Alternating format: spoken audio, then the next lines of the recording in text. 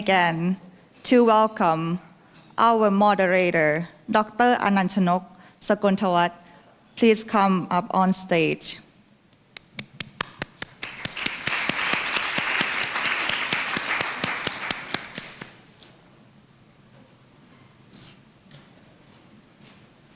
Let's also welcome our distinguished panelists. First, Dr. Yen Arnold, Head Division of Country Studies, OECD. Second, Dr. Kietipong Arya Prasya, Senior Country Economist, World Bank.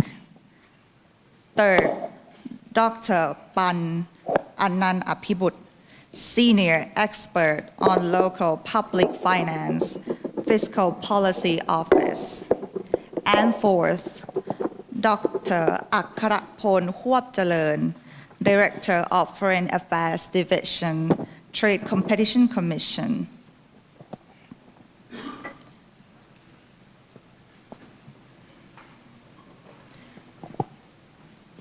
Thank you very, very much. And Dr. Ananthanok, the floor is yours. Thank you. Good morning and welcome you all to the panel discussion under the launching event of our second economic survey of Thailand in 2023. And my name is Ananthanok Sakuntawat, Director of Macroeconomic Strategy and Planning Office at the NESDC, who will be serving as your moderator today. And first of all, I would like to thank you and welcome all the distinguished panelists who share your valuable time with us today. I know you're extremely busy. And also most importantly, thank you, Dr. Jane Zano and his team, Dr. Kosuke, Dr. Kyoju, and also Dr. Ken for your efforts in conducting this successful second survey. I would say that I and my team enjoy very much during the policy mission, drafting the report, and most importantly for taking care of our two staffs, Ms. Vilailak and Ms. Supatra, during that secondment at the OECD office. Well, if you see at the report, you see that there are two key chapters. I would say that there are two key interesting words. The first one is growth, and the second one is green. So that's why we divided our panel discussion into two panels. We start now with the growth chapter, which we're gonna discuss about in-depth analysis on macroeconomic prospects and also macroeconomic and structural policies. While the second panels, we will touch upon the green issue, in terms of the green transition policy framework for Thailand. I would say that I'll try to finish each panel within 1 hour. Sorry that we have limited of time and not, to make sure that everyone not feeling hungry. And hopefully you enjoy our 2 hours enriched discussion in this morning. So first, let's start with the first panel. You see that it's under the topic of key policy insights for a robust recovery path for the Thai economy. We have all outstanding panelists with us here today, whom I believe that shall enrich our understandings and insights on the Thai economy and also the structural issues. But before we proceed the panel discussion, allow me to introduce each of the panelists. First, Dr. Jens Arnold. He is currently serving as the head of division country studies under the economic department of OECD. Prior to joining OECD, he worked at the World Bank. He holds his PhD in economics from Bocconi University in Milan, Italy. Next panelist, Dr. Kietipong Arya Prasya. I believe you're familiar face with him on the macroeconomics. He is the senior country economist at the World Bank for Thailand and also covers Myanmar and South Korea. His work focuses intensively on macroeconomic assessment and structural reforms of Thailand. He holds his PhD in economics from Columbia University. We also honor to have panelists from Ministry of Finance, Dr. Pan Annan Apibut. He is currently a senior expert on local public finance on Fiscal Policy Office. Prior to this position, he is a former senior advisor to the executive director of the World Bank Group. Dr. Pan holds his PhD in economics from University of Sydney. And our last panelist on the first panel discussion here is Dr. Akkarapon Huapjalern. He is currently serving as Director of Foreign Affairs Division at the Trade Competition Commission of Thailand. His responsibility is to oversee the development and assessment of international cooperation projects in competition policy and law. Dr. Akarakon earned his PhD in economics from University of Hawaii. So it seems that we have all the leading economists in Thailand here on the stage with us today. And so welcome all of you and thank you very much again on behalf of NESDC for sharing your time with us today. As you can see that we have a very perfect combination between leading international organizations, both OECD and the World Bank, and also the government agency of Thailand. So a gentle reminder again that we have only 1 hour for this panel. So each of you will be allowed only 10 minutes for the first round. Start with Dr. James Arnold, head of the vision and also the mission chief of this report. There are a lot of interesting issues as you could hear from Dr. Louis' presentation already, not just in terms of the economic recovery, economic growth. You give us like 2.7 this year and 3.6 next year. That's very optimistic on our Thai economic recovery. But also covering in terms of the structural issues, including productivity, competition, corruption, and also social policies, including social protection and also educational reform. Would you kindly summarize again on the key findings of what you find in the report to us? And also probably you could share any additional points on how Thailand could ensure that the growth are, shared more widely and evenly. Please, Dr. James. Thank you very much, Dr. Nunchanok. Let me first say it's a great pleasure to be here in Bangkok, and it's been a great pleasure throughout this process to collaborate with the NESDC. I think we've had excellent discussions throughout the work that we did together that led us to this event here today, where we're sharing the fruits of our work. Let me also say that we are deeply grateful for the two staff on loan, the two secondees that we had the pleasure of having with us in Paris for the work on this report. This has been tremendously helpful. And also all the interactions with the different line ministries, with the different public institutions. We had meetings with the competition agency as well. So thank you very much for everybody who's been involved with this. It's been really a great collaborative effort, and we're really grateful for all the collaboration that we had with Thailand. And as Luis de Mello said earlier, this is really showing how the OECD and Thailand are getting closer and building on an ever-growing relationship. So thank you very much for this. Now, to get to substance, I think when you think about how Thailand can ensure that the fruits of growth are shared more widely across the society, I think the first aspect to look at is how do you get this stronger growth, no? And there, I think the chart that Luis de Mello showed earlier today shows that the convergence process of incomes per capita has stalled more recently. There's been a strong convergence up until 2013, and from there on it's become much slower. So the question is really, how do you rekindle this growth now? No? How do you get to having a larger pie that you can then think about how you want to distribute that more widely? No? And I think the key issue here is really to look at productivity. And we see that productivity has not been growing that much recently. And in fact, it's been slightly negative, the productivity growth that we've seen between 2015 and 2020. So why is this? Of course, productivity is something very wide, and there are many factors that play into that. But maybe one issue that I really want to single out here, and I think this is a key finding of our report, is the importance of competition. No?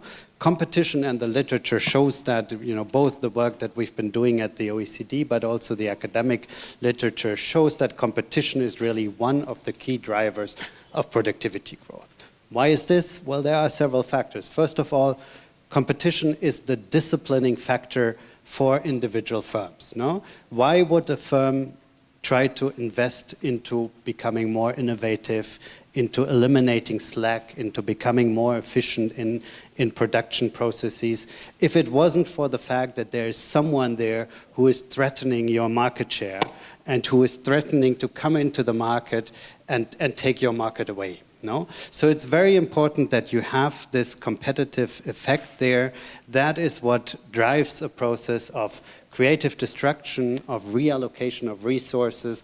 An economy should always strive to reallocate its resources to the most productive firms out there, and this has been shown as one of the key drivers of aggregate productivity. No? And then there's also another aspect to this. Firms also source inputs. No? And having access to competitively priced and innovative inputs is very important in this regard as well.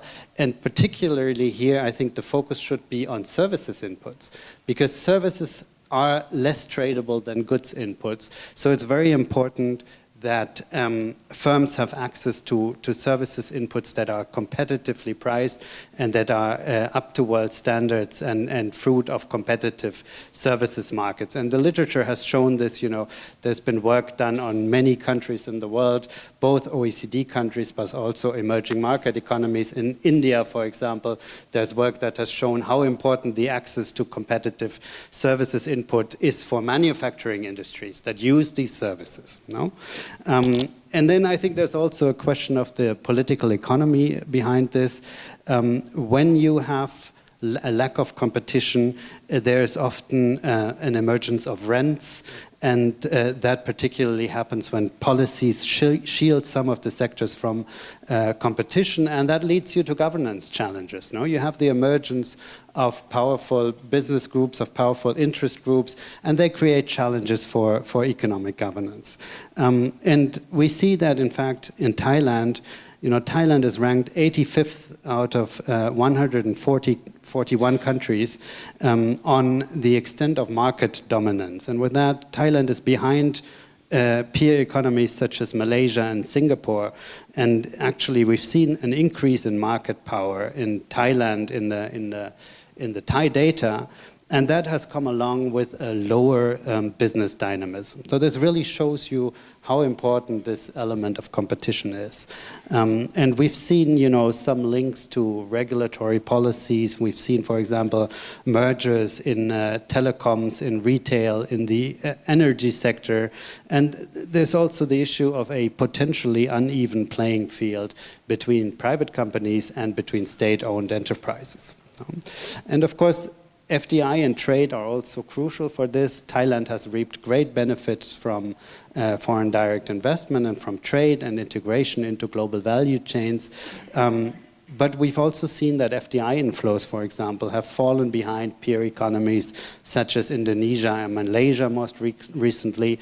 And that may be a link between that and the restrictiveness of policies with respect to FDI inflows. And we have at the OECD the FDI restrictiveness indicator that Luis de Mello showed earlier.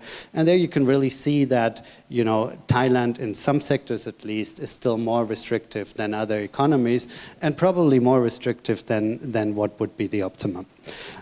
So that leads me now to the question of social inclusion. So we find in many countries that after the pandemic, social demands have increased, and that there is a greater role or a greater expectation of the population for the state to protect people against adverse events and against particular moments of difficulty. No? And then we have another factor, which is demographics.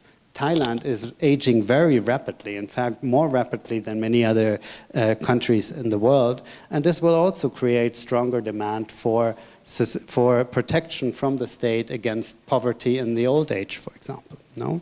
And here, Thailand can build on past progress. We've seen, for example, improvements in income distribution inequalities. We've seen a Gini index that was 0.44 in 1990, and it has come down to 0.38 in 2021. Now, this sounds like a small difference, but in fact, it's not. When you look at, other countries and, how difficult it is actually to make very small improvements in the Gini coefficient, actually, this is a remarkable achievement that we've seen in Thailand. No?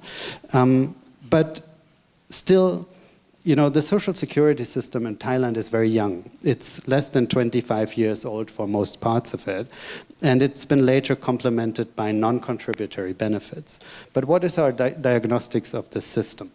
Well, we've seen different areas. No? In healthcare, I think we've seen great achievements with the establishment of a universal public healthcare system as of 2002. But we also see in the field of social security, for example, that the coverage is still much lower than what would be desirable. Only 50% of the workforce is actually covered by social security and old age pensions that result out of social security. This is partly related to a still large informal sector. But we even see that the actual coverage of the elderly population by now with social security pensions is only around 20%. So in practice, this is mostly those who work in large firms. Currently, these social security benefits are financed by a 5% contribution on salaries from the workers and a 5% contribution from the employers, plus a top-up from the state. But these numbers currently only add up because the scheme is still relatively young. And as the population ages and as more people in the system will actually call upon the benefits that are the social security benefits, most likely the contributions will need to rise for this system to remain sustainable. And some estimates actually say that, if we keep the current parameters, it may have to rise by as much as 30%, to up to 30%. So that also means that the fiscal cost of this will be much larger than what it is right now. At the same time, we have non-contributory tax finance schemes, and these cover around 70% of the population above the age of 60. But here we have very low benefit levels. There are only 25 to 41% of the poverty line. So raising this to the poverty line would have, at present at least, a very reasonable fiscal cost. It would only cost 1.2% of GDP, according to estimates by the World Bank. And at the same time, it could reduce poverty by 2.7 percentage points, starting from a poverty rate of 6.2% in 2019. Now, there's also a question of how do you improve the targeting of these benefits. One first step would be to exclude the formal pension beneficiaries, so those who receive a social security pension, from the non-contributory pension benefits. And then, of course, you also need to think about what is the long-term goal. The long-term goal would be to unify the system and to make sure that informality decreases over time and that you manage to formalize more and more people. And of course, one important element of this formalization is the cost of formalization. So if you think about now we have a 10 percentage point gap between what the take-home pay and the actual cost of employment in the formal sector, well, if that even rises, then the cost of formality will only become more important over time. So there may be a case for thinking about, at least for the lower segments of the income distribution, where informality is a particularly important issue, whether you wouldn't want to rely more on those tax-financed benefits which do not have social security contributions levied on formal wages, to ensure that these people are covered at least with a basic benefit that protects them against poverty. And then you can, on top of that, think of a second pillar that would maybe kick in at some higher level of income, where the aim would be more to provide a decent replacement ratio rather than the objective of fighting old age poverty. No? So one could think of exempting salaries that are in the low range, maybe up to 1.5 minimum wage or something like that, from the social security contributions and rely more on the tax finance basic benefits there. And there we have international evidence. For example, Colombia had a 2012 reform where they reduced the non-wage labor costs because they changed the structure of their pension contributions. And in fact, what they saw as a result of that was a stark increase in formalization. So just to show that this actually can make a difference. I think at this point I should stop. I'm already below my time, and maybe we can go a little deeper in the second round. Thank you very much. Thank you, James. What I grabbed from your points would be like a couple of points that you make. Competition definitely is a key for productivity and growth. Definitely we have to put more on the service input, as you mentioned. FDI and trade restrictiveness is one of the key, and also in particularly social inclusion, as Thailand still has very big chunk of the informality. So thank you very much for the first round of your views. So next we're going to move to Dr. Kietipong Aruyapratchaya, who is a senior economist at the World Bank, Thailand. Well, NDSCC just recently announced for our third quarter 1.5% growth.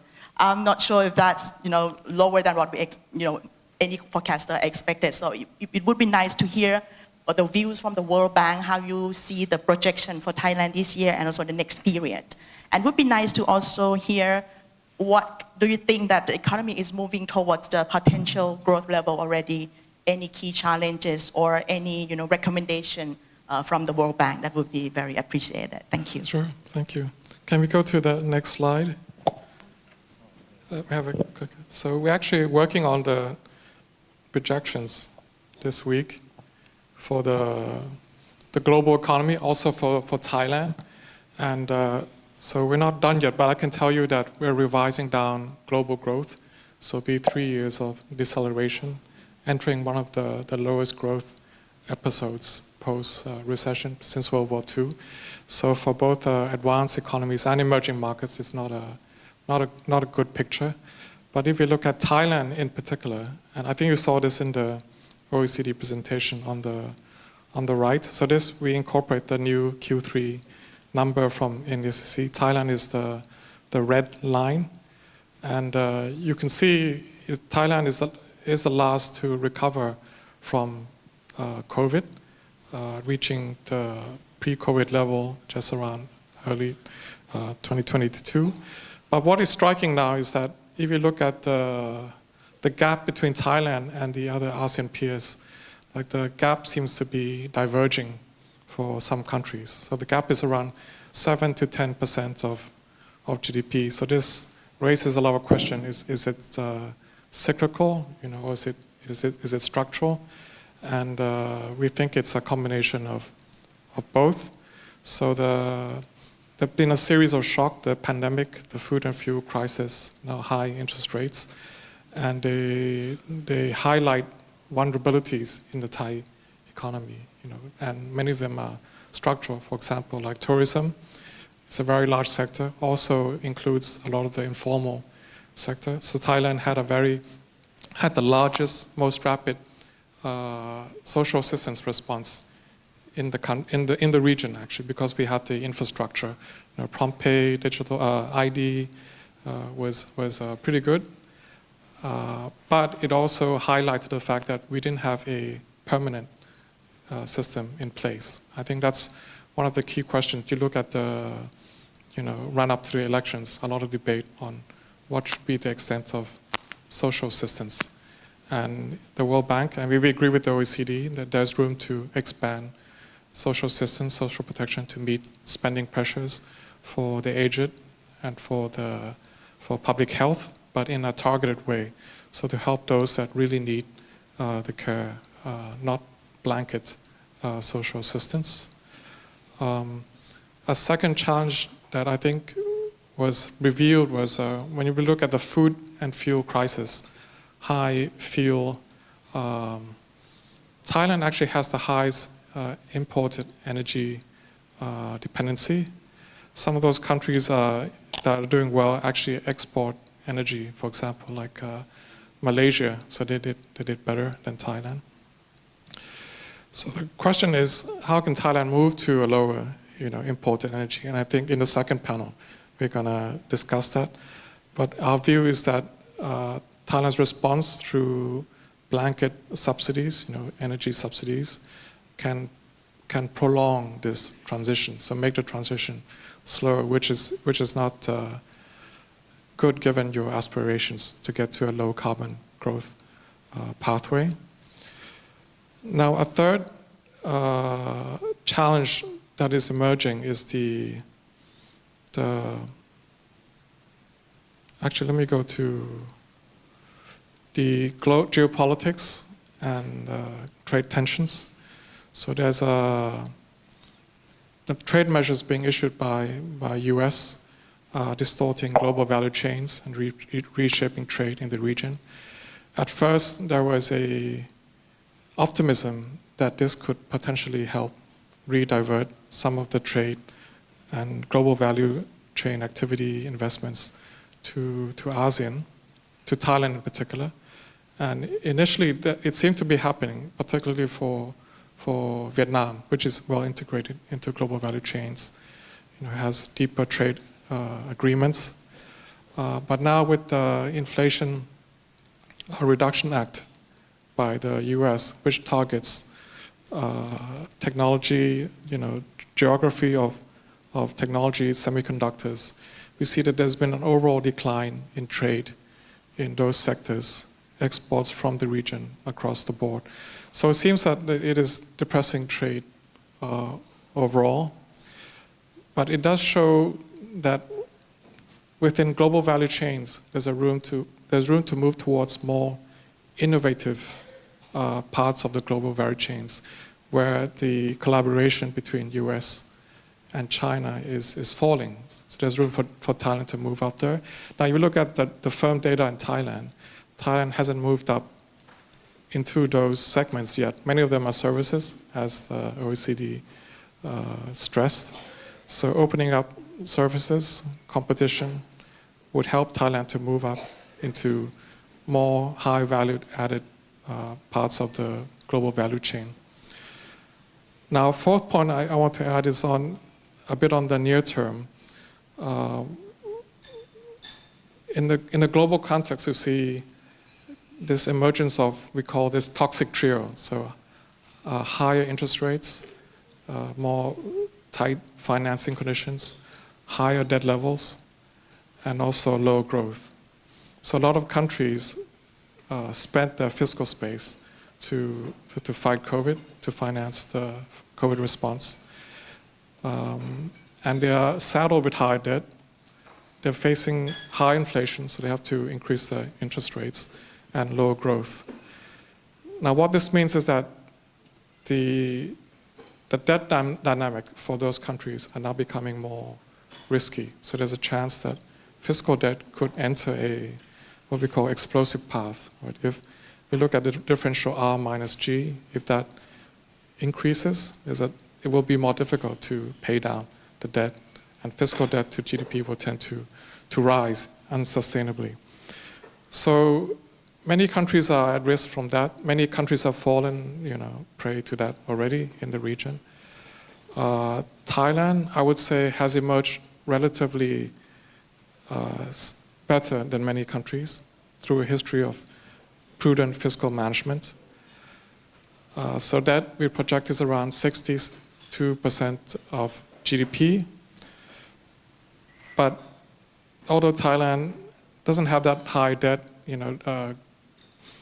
inflation isn't that high, has come down. It's even negative, but we think it's going to go back up. But growth is weakening, and we project potential growth to fall further to below 3%. Below, we had around 3% of GDP. So the risk for Thailand is not through the R minus G differential, but the question is how to spend the remaining fiscal space to meet the spending pressures. And here we think the space is limited. Thailand has to spend wisely on all these competing demands, whether through aging, through green climate adaptation, education, for example. So the space may not be as large as you think it is. So let me close with this picture, structural transformation. If you look at potential growth, you may ask why we're revising downwards. So the driver for Thailand's potential growth in terms of productivity in the past was because Thailand was able to reinvent itself. So this picture tries to reflect that through employment in agriculture. So the vertical line is the number of people in agriculture, share of your population. And Thailand is at the top, the purple one. It has come down quite steeply. It reversed. There were some years when there was the rice pledging. People moved back to agriculture. But it has come steadily down. But it has not come down at the same pace as others. So, for example, China has caught up. So workers from agriculture have moved into other high value-added sectors, manufacturing, for example, and services. And that's how they were able to capture the high productivity gains in new jobs. And in Thailand, we also look at the firm level, not just at the sectoral level. You look at the firm level. Within certain sectors, some sectors were very successful in capturing new workers to come to them when they had innovation. But some sectors were the opposite, where the laggards with low innovation actually captured all the labor and the capital and would not give it up to the new entrants. So there's a lack of dynamism in certain sectors. So I'll stop there. Thank you. Thank you very much, Dr. Ketipong. You mentioned about the public debts, definitely. We have the right person here on the stage with us in terms of the fiscal positions that used to be the Thailand's key strength in the past, but not sure in the future. So it would be nice, Dr. Pan, senior expert from the Fiscal Policy Office, which your office has been very spotlight at the moment in terms of the regarding the fiscal stimulus measure, but we're not going to touch upon that here on this stage. But what I would like to ask would be the next step planned as a senior expert, how you picture fiscal policies for Thailand over the next years. I believe that the report has been mentioned a lot about the fiscal consolidation, which is the key and should continue. Particularly, what are the role of the fiscal policies on assisting both social spending and also reducing inequality? I know that you have been done a lot of research, in particular on negative income tax and also tax reform. Will that be happened? What's your view on that? And also under the fiscal sustainability concern, are the current revenues sufficient to address these upcoming challenges? How can more revenue be mobilized? That would be nice to hear. Thank you. Okay, thank you for inviting me to this event.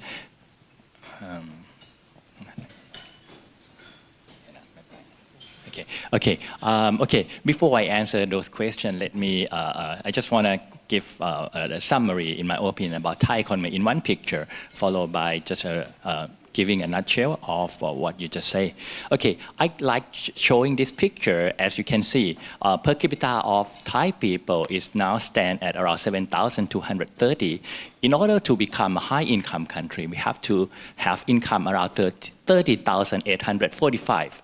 As my colleague, Dr. Ketipong, just said that our potential growth is lowering. Indeed, last half year ago, a World Bank issued a report, namely public revenue and spending assessment. It mentioned that in the next 20 or 30 years, our growth going to be like 2.6%. If we add that with 2% inflation, so the nominal GDP going to be around 4.6 or something like that. In that case, it means that it's going to take around 15 years in order to achieve those high income level threshold of the country. But definitely, all countries, they don't stand still. They are also going forward. So how we can move forward faster. If you look on the right side, you can see that every time recently, also the World Bank, when we rank the growth of our region, we always leave no one behind. Every time we sit next to our neighboring country, which is Myanmar. So I think it's quite challenging for us. Because read this paper, I just want to recap a little bit. In my opinion, what this paper proposed. One thing I think the mention about industrial policy, indeed this term may be quite outdated, but I would say maybe development policy. But what we have to do is about revamp the structural reform. As my colleague from OECD already mentioned, in this term, it means that we need more investment, both fiscally and human capital, and also we have to do like regulatory reform to make good governance whatsoever, have more competition. And apart from that, on fiscal policy, I think this paper tried to say, in a nutshell, rebuild fiscal buffer. It's time to rebuild it after we spent a lot during the COVID. Third, I think monetary policy is obvious that inflation happened, and then we have to reduce or tame the inflationary pressure. And also social policy, we have to redress it. I use this term because I think we have to fix it in some way. Indeed, OECD is saying that our Gini, income Gini coefficient is better, which is a little bit different from the World Bank just last week that launched and saying that our income coefficient, Gini coefficient, is one of the worst in our region. For environmental policy, I think basically they say that we should reshape our green transition, which is going to be the next station. Okay, let's come to the fiscal thing. I try to recap about our fiscal position. Interestingly, the last time we did the balanced budget was in 2006. And after that, what we do is that we run fiscal deficit or budget deficit all the way. Now it's already 18 years in a row, so quite long time. And for the public debt on the yellow line, indeed we maintained it quite well, but after the COVID, our public debt to GDP higher 20% in only next around a couple of years, which is similar to other countries. If you see the public debt to GDP on average for countries all over the world, before COVID it was only 84%. After COVID, it jumped to more than 100% to GDP. And after COVID, every country or most of them, they try to withdraw the injection, so the public debt to GDP lower. It's now probably around 94% or something, 92 around that. When we look at the fiscal position, if you see the green line is the government spending, roughly they spend around 18% of GDP, and then we can collect revenue only 16%. So each year we run the deficit roughly 3%. And before COVID, if you look at 2019, our fiscal deficit is going to be less than 3%, but recently it's quite high, even now. Apart from that, this is what we do every year. We have a medium-term fiscal framework, but it's rolling plan. So every December, we're going to have a new one. Indeed, today we're going to, at my ministry, we are starting to talk about this. So we're going to have a new one in the next couple of weeks. So let's talk about the current one. You can see that we try to maintain the fiscal consolidation, and the deficit to GDP is lowering. So currently it stands around 3.8% deficit to GDP, and we want a lowering to 3.3. Indeed, previously we have the intention to move it to down below 3%. For the public debt to GDP, according to the MTFF, it's going to peak into 2026, and after that it will be lower. This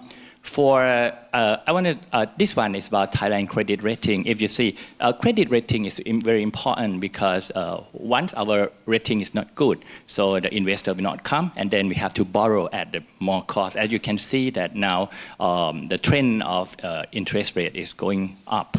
If you see three rating agencies, the Moody, they maintain our rating at BBB+ for 20 years already. Moody call it Baa1, but basically it's the same as BBB+.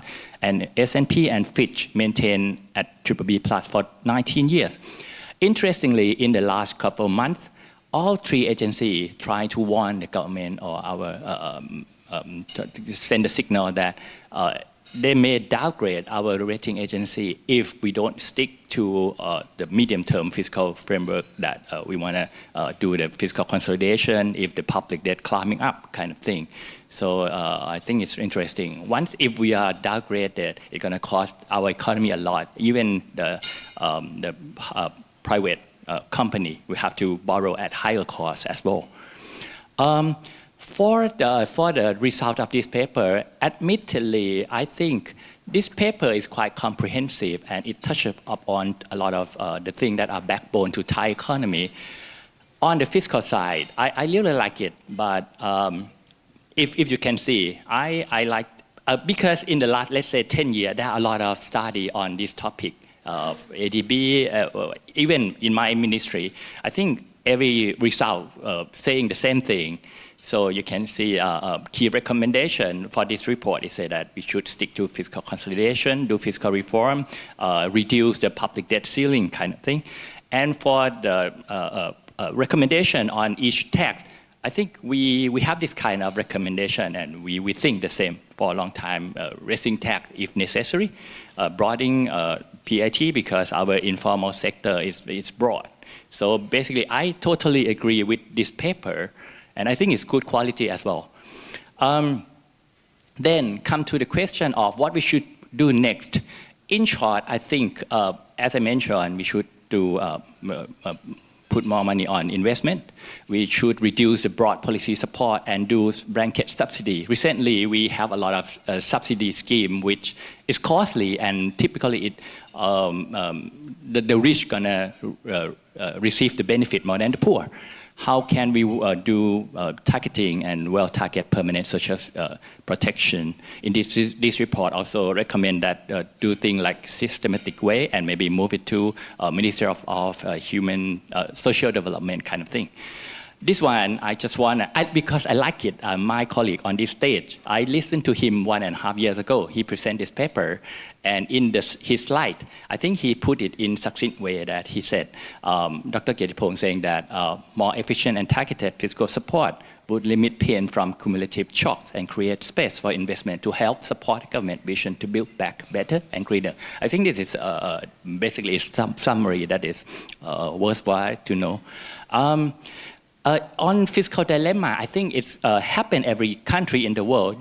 This day, we have to compete among other countries, and every country try to reduce tax. On the other hand, we are aging society, so we have to increase the welfare. So how government, whether or not we're going to steer to the left or to the right, which is difficult to decide. Okay. In short, for how to mobilize the revenue, I will say quickly. Firstly, I think we have to listen to the people. If you have ever listened to the rule of third saying that no taxation without representation, it means that we have to listen to our voter, the taxpayer, before we spend. And I think election is going to be a good platform that we can have consensus among people where we should go, how we should tax.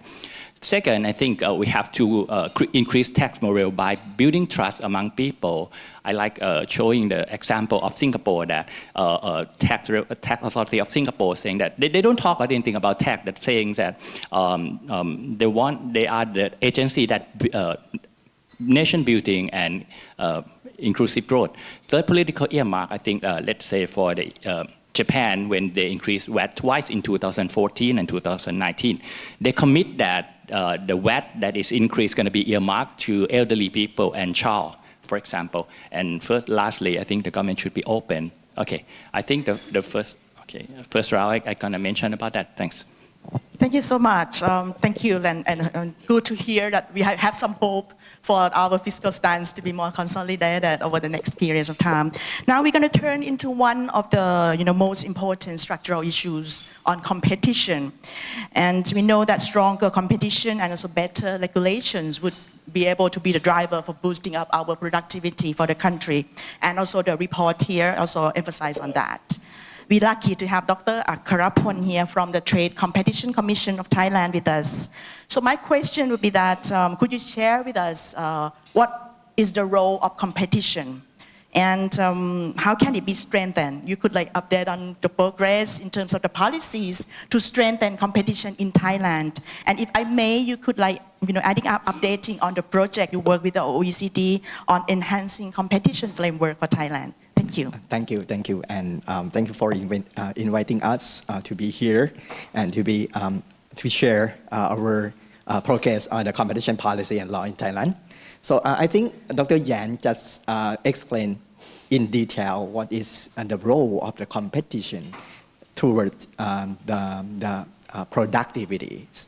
I think we're going to change the subject to the microeconomics because we discussed a lot on tax, a lot on the macro variable. But in terms of the competition policy and law, this is kind of like firm behavior. And then we're going to discuss more on the market structure. For example, competitive market, but never seen in the world, competitive market. But we can see anything that's similar to the competitive market. So that's why competition policy people in this world, we would like to have the market to be close to the competitive market. This is our ideal that we would like to see. So the first thing that you can see that if we discuss on the behavior of the business, so we're going to discuss on how they can compete each other, and then what is the proper way that they compete each other. And then at the end, we would like to see if they complete each other, they're going to compete to have the new innovation, the new way of the product, how to service the customer in a new way with the effective cost. I think this is the very short quotation that can explain the role of competition policy is no growth without competition. So you can see that once we would like to see the growth, we expect to have the productivity. We expect to have the innovation in the country. So for example, in the US, they expect to have like innovation in the telecommunication, in the digital market. How about Thailand?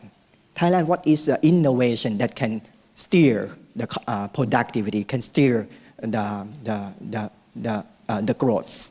So competition might be the basic environment to support the innovation process. I think this might be here, I think.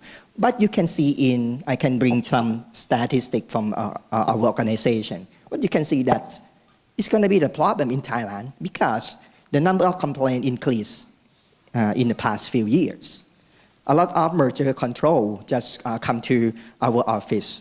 That means we're going to go further from not the competitive market, but it's going to be the monopoly. So this is how we can regulate the market structure. So I think this might be the evidence that can see that Thailand's going to have some problem on the competition, the situation. So how Thailand can regulate this one? So I think I can explain you. Okay, Thailand have the national competition authority, but it's not only one competition authority in Thailand. We have the sector regulator that have the mandate to regulate the competition in that market. I see the observation from the report that mentions about the energy sector, mentioned the telecommunication sector that have a lot of problem in barrier to entry on the market, and some regulatory problem that restrict the new competitor jump into the market. The new competitor that might have a lot of technology, innovation, how we can invite them to join in the domestic market. This I can focus more on the domestic market first. So I think this might be here a thing that we need to reconsider how we can design the competition policy, how we can design the competition regulation. So TCCT, Trade Competition Commission of Thailand, is not only one agency can do, but we need to have the colleagues. The colleague is a sector regulator. The colleague is a relevant agency that can help us to monitor the competition situation, to build the competition policy. The competition policy is not just only a TCCT mandate. So thank you that OECD just bring the competition situation to be the key point, the key message in that. But TCCT have the competition policy and law priority, because we can see in this situation after the COVID-19, we see many problems in SME. SME have the difficulty to survive in the market. They just go out of the market. How we can support them? And then we can see that the business landscape had changed after the COVID-19. Digital channel might be here, I think. So that's why, and you can see that the digital market had a tipping, like, okay, big company, just only the market dominant in that market. What is the position from the competition policy can do? So this means we need to have the high regulation on the digital market.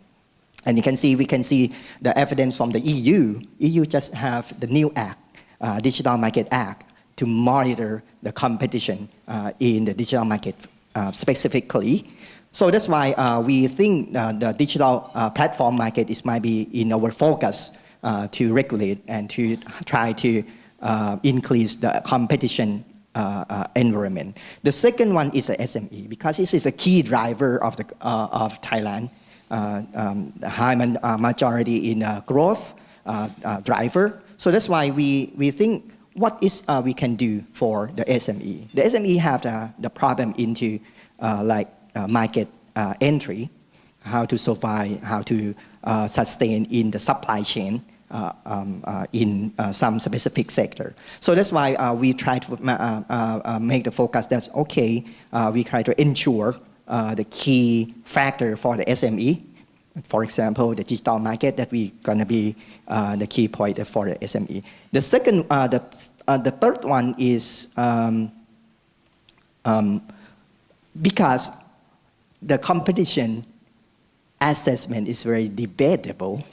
So that's why we need to have a strong database. We need to have the strong competition assessment too. So that's why we have to focus how we can build up our competency to take care of the competition in Thailand, environment in Thailand.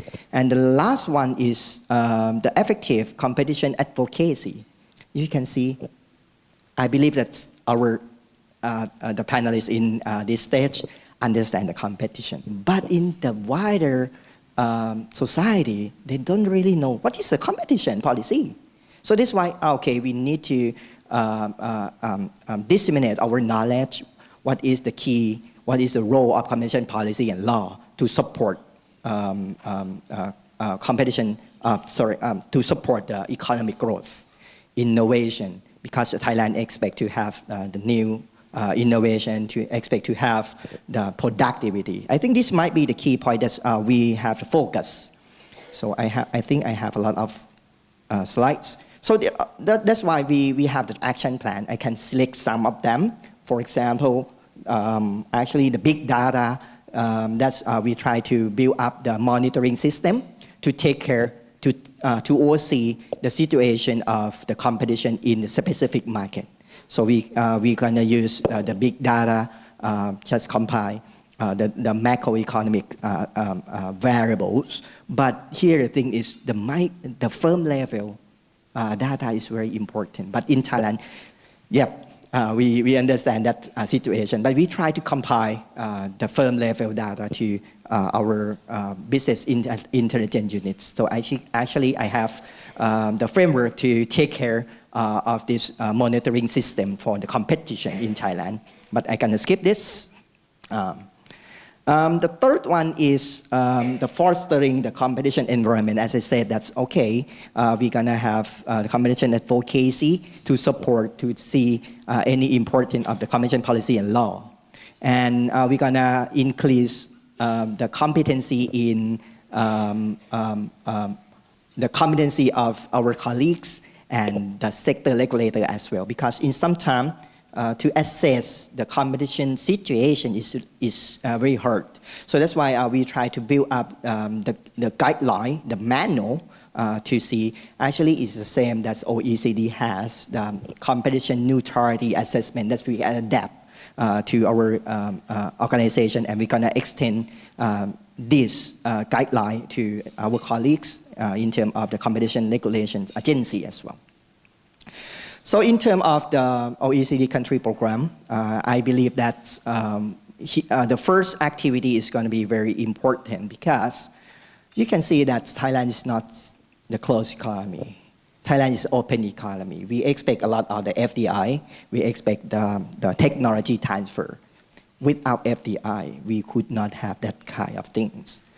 But here I think that if the competition environment in Thailand is not the same as the foreign country, the main trade partner, they don't want to jump into Thailand. So that's why competition regulation need to be close to the international standard. That I believe that OECD has a recommendation. So based on this project, we're gonna map out our competition regulation and law and its implementation to the recommendation of the OECD. So we would like to see what we did and the international standard, what is the gap. And we need to improve our competition regime or the competition framework to expect to have like the foreign investment from another country. And then this might be here a thing that's in ASEAN. We have a lot of this discussion how we can harmonize the competition regime because we expect only the single market in ASEAN. And this might be the key driver for Thailand to have the productivity, to have the growth. So what is the standard that competition regulation in Thailand can develop to map out to the OECD or the regional level like ASEAN? So we're going to have the agreement on the competition in ASEAN to ensure the harmonization of the competition regimes, not only in Thailand, but we need to work close to the regional and the trade partner, key trade partner as well. So I think this might be the key consideration for what is the direction of the competition policy in Thailand, not just really ourselves, but we're gonna extend to the key trade partner and the investor as well, investment country as well. Thank you. Thank you very much. So I grasped, I love the way that you mentioned about the building up competition environment in order to drive, innovation process to achieve the key, country's goal. And, definitely the key is the policy coordination will be the one, integration of all the picture of competition policies. So now we're getting to the second round, for the final round. We have very limited of time. I will have the final question to all panelists to reflect the same questions. What we would think about the key takeaways from what we have been discussing on the recovery path of the Thai economy, and what would be your recommendation in terms of the government policies that the government should prioritize on? I will have only 3 minutes just for summarize on this. Thank you. Sure. Thank you very much. I mean, the way that I think, summarize the key messages from our report, and I will not go into the green issue, which we will discuss in the next panel, but I think, there are ways to strengthen growth, and I think, this panel has shown that there are several ways to think about this. Competition is clearly one of them. And then you also have to think about, how can you make sure that these fruits of growth are shared more widely. And this is where we've talked about social policies, about the way that social protection could be enhanced so that you get more out of limited resources. And I think here, the point that my colleague from the World Bank has made about improving targeting and making sure that whatever policy you do in the area of social protection has a strong targeting mechanism. I think that is very important because resources are clearly limited. But even once you've done all the targeting that you want to do, probably there will be a point when 15% of GDP in terms of tax revenues will not be enough. And that's when we get into the points that the colleague from the Ministry of Finance has mentioned. I think clearly we have to think about issues like reconsidering some of the current tax exemptions, which at the same time don't have a particularly favorable income distribution impact because they tend to benefit more well-off households. Then we have to think about the role of VAT. Wouldn't it by now be time to return to the regular rate of 10%, which in international comparison, to be honest, is still relatively low? I think we have encouraging developments in terms of the property tax, but we need a full implementation of that. And then maybe also there's an issue about improving tax administration there, you know. And Thailand has a lot of good things to build upon, like you have a unique identifier, for example.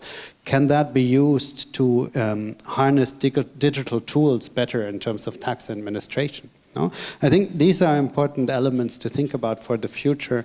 And you know, we at the OECD stand ready to continue supporting Thailand in the analysis and with recommendations and building upon the international experience. And we hope that we can make a contribution to the design of better policies. Thank you. Thank you. Dr. Kittipong, please. Can I have one slide? So on the takeaways, I mean, I agree. Competition services are very important for Thailand's moving up global value chains. Can I have my slide? So anyway, I'll just tell you. So I think on the fiscal, you raised the question of the tax revenue, and I think we're at a crossroads in terms of fiscal sustainability. And so we did some projections on the future pathways for Thailand's public debt to GDP. The dotted line is a baseline where we don't do any additional spending or raise any taxes. But if you go into scenarios where we actually spend, you know, on the like a permanent increase in old age allowance for all old age, without raising taxes, you can actually get to the red line, where public debt GDP keeps growing beyond 100%. If you do more targeted spending, you get to the blue line, where the public debt is around just above 100% of GDP. But there is another scenario. The best scenario is where we raise tax revenue, and here we estimate the tax gap would be around 5%. So there's room for Thailand to raise more taxes in a progressive way, you know, bundled with. So we do a combination like VAT, but with the transfers coming in, the end result is actually a progressive impact on Thailand's population. And the public debt actually comes down below 60%. And this is what Dr. Pan was saying, that through doing more targeted, you're actually building fiscal buffers going forward for natural disasters or other unforeseen events. But if you do climate adaptation, which we'll discuss in the second panel, I hope, you're actually becoming more resilient. So the damages from floods and droughts would actually fall, and GDP would be, potential growth could be more smooth. So I'll stop there. Thank you, Dr. Kittipong. Next, Dr. Pan, please. Okay. Can Slides. okay. Can we have a slide? Last one? Okay. So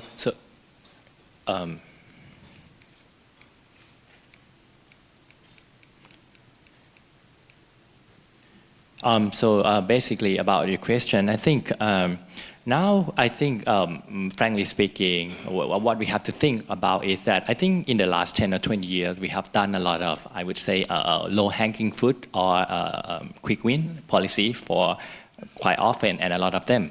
Now it's time to bite the bullet. We have to do the difficult part to restructure our economy. Okay, I try to avoid not talking about tech, but let me give an example. For the VAT that my colleague already mentioned, our VAT at 7% rate is the second lowest in the world. Only Taiwan collect at 5%. Other countries collect more. Even Singapore, our neighboring country, they just increased VAT to 8% last year, and then this January going to be 9%. If we travel in Europe, the average VAT rate is 21%. If you travel to UK, it's 20% kind of thing. Just give an example, which no one like to listen to this basically. But okay, for the path, I think we have to move from like export of low wage industry product and now we have to do increase our productivity for a long time. Indeed, this concept I borrowed from a World Bank paper talking about Vietnam case. But for Paul Krugman, he mentioned that he's a Nobel laureate, which I think you know him. He mentioned that productivity isn't everything, but in the long run, it's almost everything. So we have to increase productivity of our economy. We have to create high value-added job. We have to foster innovation kind of thing in order to compete with other countries. In a nutshell, I want to group it into 4 capital that we should do. On private capital, we have to have dynamic firm. We have to create more competition, easing the entry and exit of the economy so that we have a firm that is innovative and productive, not the well-connected one. For public capital, we have to invest a lot. Indeed, if you saw it in the news 2 days ago, we have about our education, which is our PISA score, lowest in the 20 years, that kind of thing. And that also invest in capital. And for human as well, we have to take care of them in terms of welfare, in terms of health, in terms of reskilling, everything. And for the last one, natural capital, it means around land, ecological thing. So we have to invest more and we have to prepare for the climate change impact. We have to encourage a better natural management, as the paper already mentioned, that we have to have a stricter pollution control kind of thing. I think this is the direction, what we should do. Thanks. Thank you, Dr. Pan. Dr. Krakon.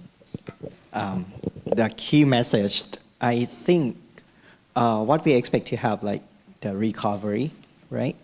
And we would like to have the strong, or I can say like sustainable recovery. But I think competition is not only one key success factor, but it is going to be the foundation of the market to see any sustainability in terms of the economics. So I think competition policy and the law implementation might be the key point that we need to have the focus. If you can see 20 years ago, we don't really have the competition case in Thailand under the previous competition law. But after 2017, we have the high number of the competition case. So this means actually they have like some problem, but the regulatory framework or the law might have the problem. So we need to have develop our competition regime continuously, because we could not rely on this, the old versions forever, because the business operation has changed a lot and fast.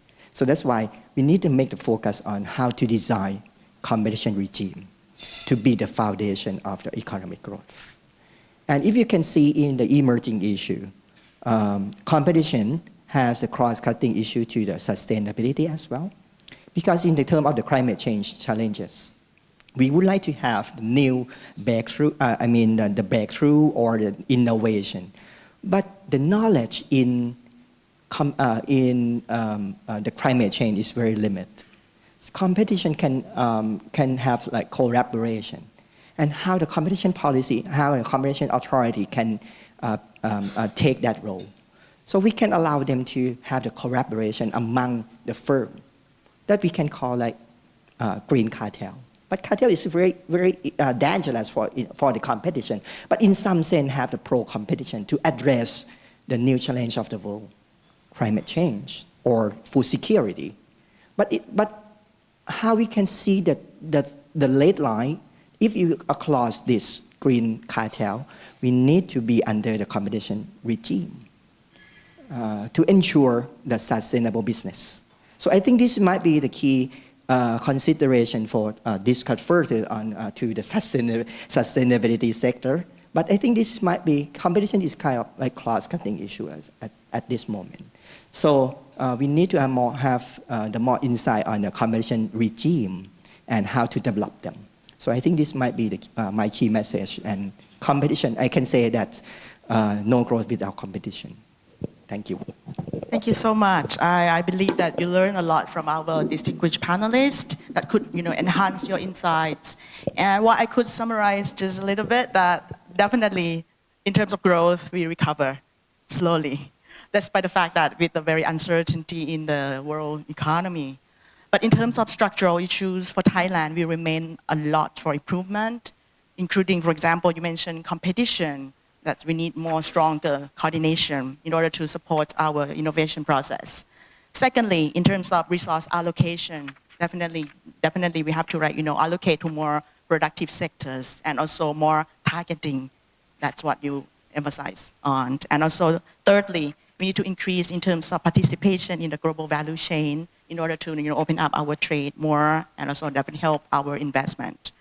Next will be in terms of social inclusion. Definitely, we still have high informality, still have like aging population, and definitely the tools would be the fact that we need to drive more fiscal consolidation. That will be the tools in order to support our social expenditure and also in terms of inequality. So that would be the key things that I could summarize from what we discussed. Now we're gonna open up for the floor. If you have any questions, just feel free to raise your hand. We have our staff passing the microphone to you. Just mention your name, your organization, and then it doesn't have to be a question, but it could be like, comments and views that you'd like to share. Please. Any questions or views from the floor?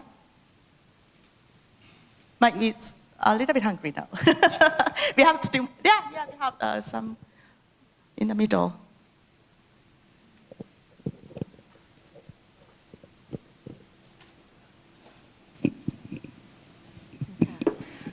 สวัสดีค่ะ เอาภาษาอะไรคะอังกฤษ Can we English please? ค่ะ My name is Metini from the Horticulture Science Society of Thailand.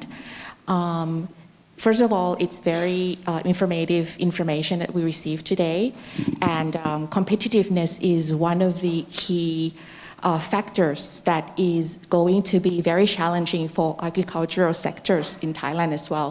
Not only for the competitiveness in the businesses, but also competitiveness in time. How do we deal with a lot of challenging climate changes and really recover a lot of infrastructure investment for our farming to be able to be more productive and be more sustainable. So I would like to have some more insights of how is the government policies are going to allocate, a lot of the investment to increases more productivity in agricultural sectors, not only for the farming, but also the value chain that associated with the productivity as well. Thank you.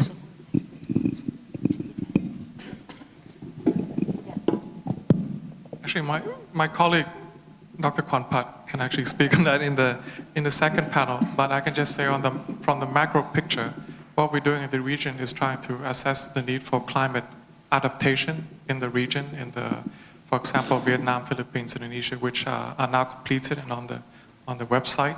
Thailand has not been done, but what we are seeing in the region and in many countries that the needs for climate adaptation investments,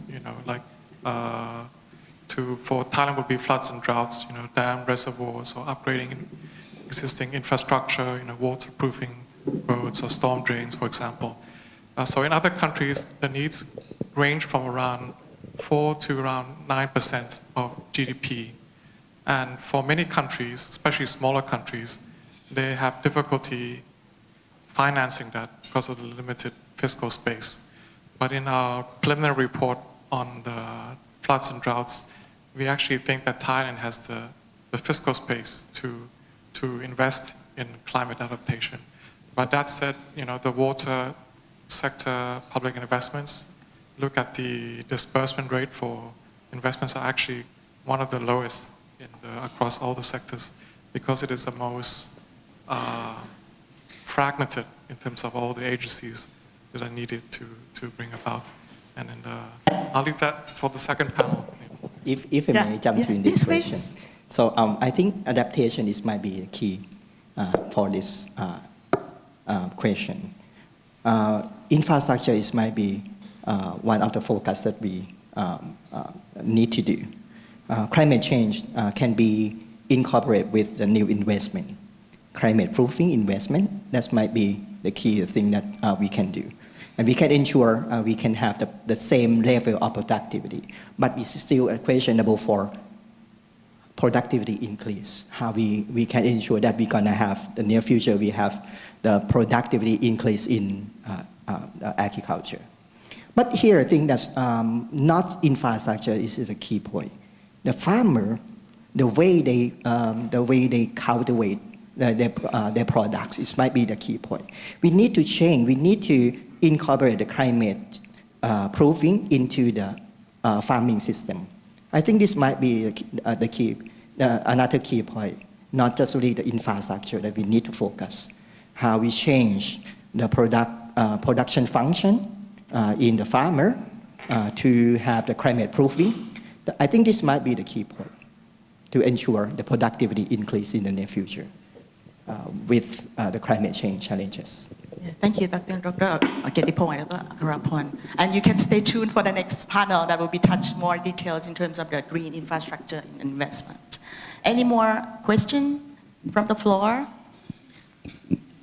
So if not, may I just thank you again for all the panelists here, and I'll hand over to our MC. Thank you again. Thank you very much.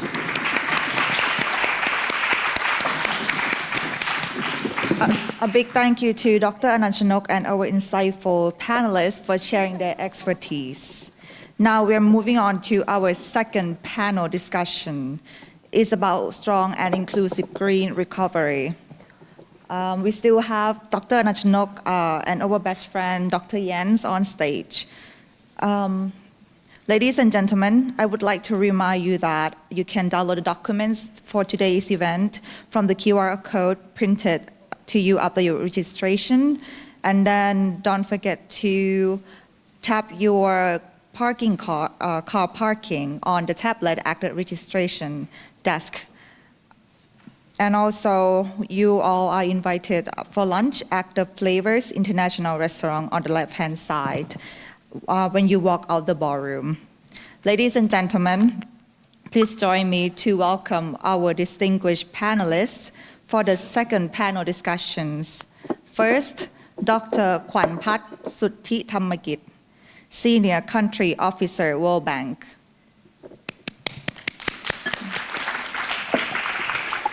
And second, Dr. Atsamon Limsakun, Director of Climate Change Adaptation Research Section, Department of Climate Change and Environment.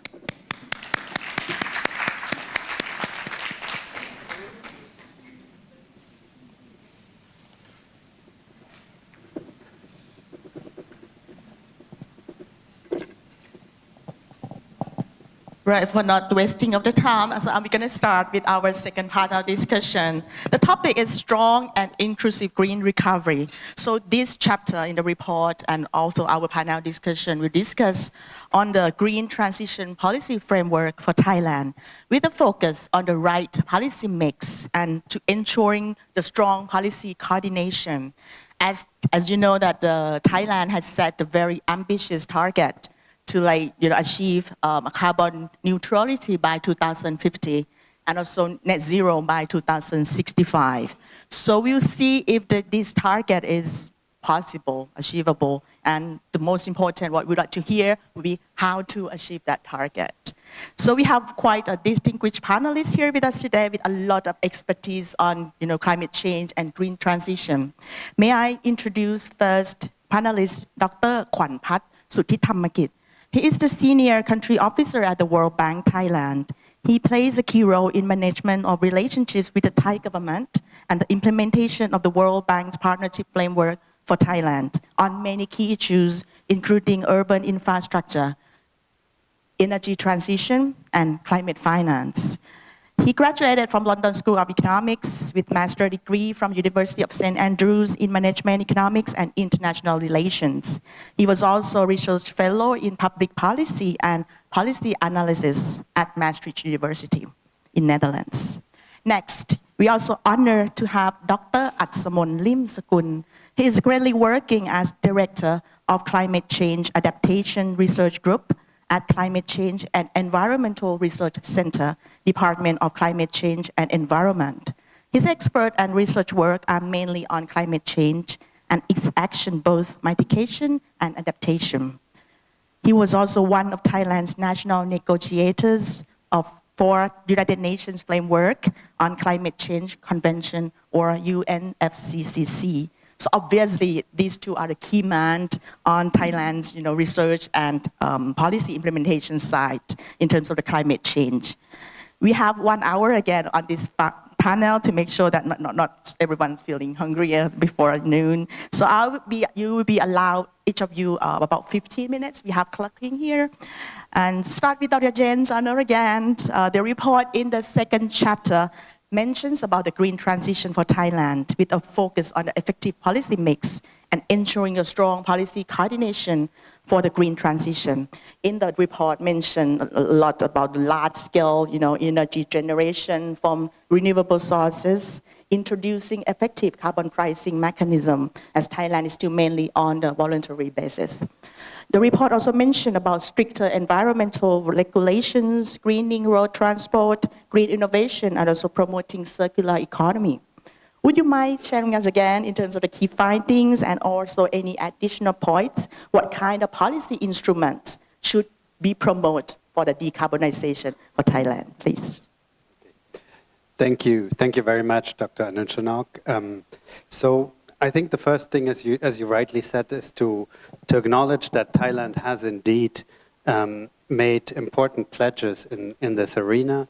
The pledge to reach net zero CO2 emissions by 2050, and then net zero on greenhouse gas emissions by 2065. And maybe the first thing to acknowledge is that reaching these targets is difficult everywhere. It's not just difficult in Thailand, it's difficult everywhere. And we see many countries that are struggling to remain on track to reach those targets. And particularly in emerging market economies, I think there's an additional point to that. You need to find a way that the green transition remains compatible with strong growth, because there's still a need to continue the convergence process to improve material living standards, and that is, of course, an important challenge in this whole constellation. So what we think at the OECD is that the most effective way to get to reaching those targets is through a mix of instruments. One key pillar, evidently, is carbon pricing. Carbon pricing can be achieved through carbon taxes or through an emission trading system. And the beauty of carbon pricing is that it is essentially the most effective way, the most efficient way to get to those emission reductions, because you equalize the price of carbon and the abatement costs across all the different areas, meaning that the economy will first start with the most efficient ways to reduce carbon emissions. These price signals can also draw investment into low carbon technologies, and so it is really an efficient way of getting where you want to get.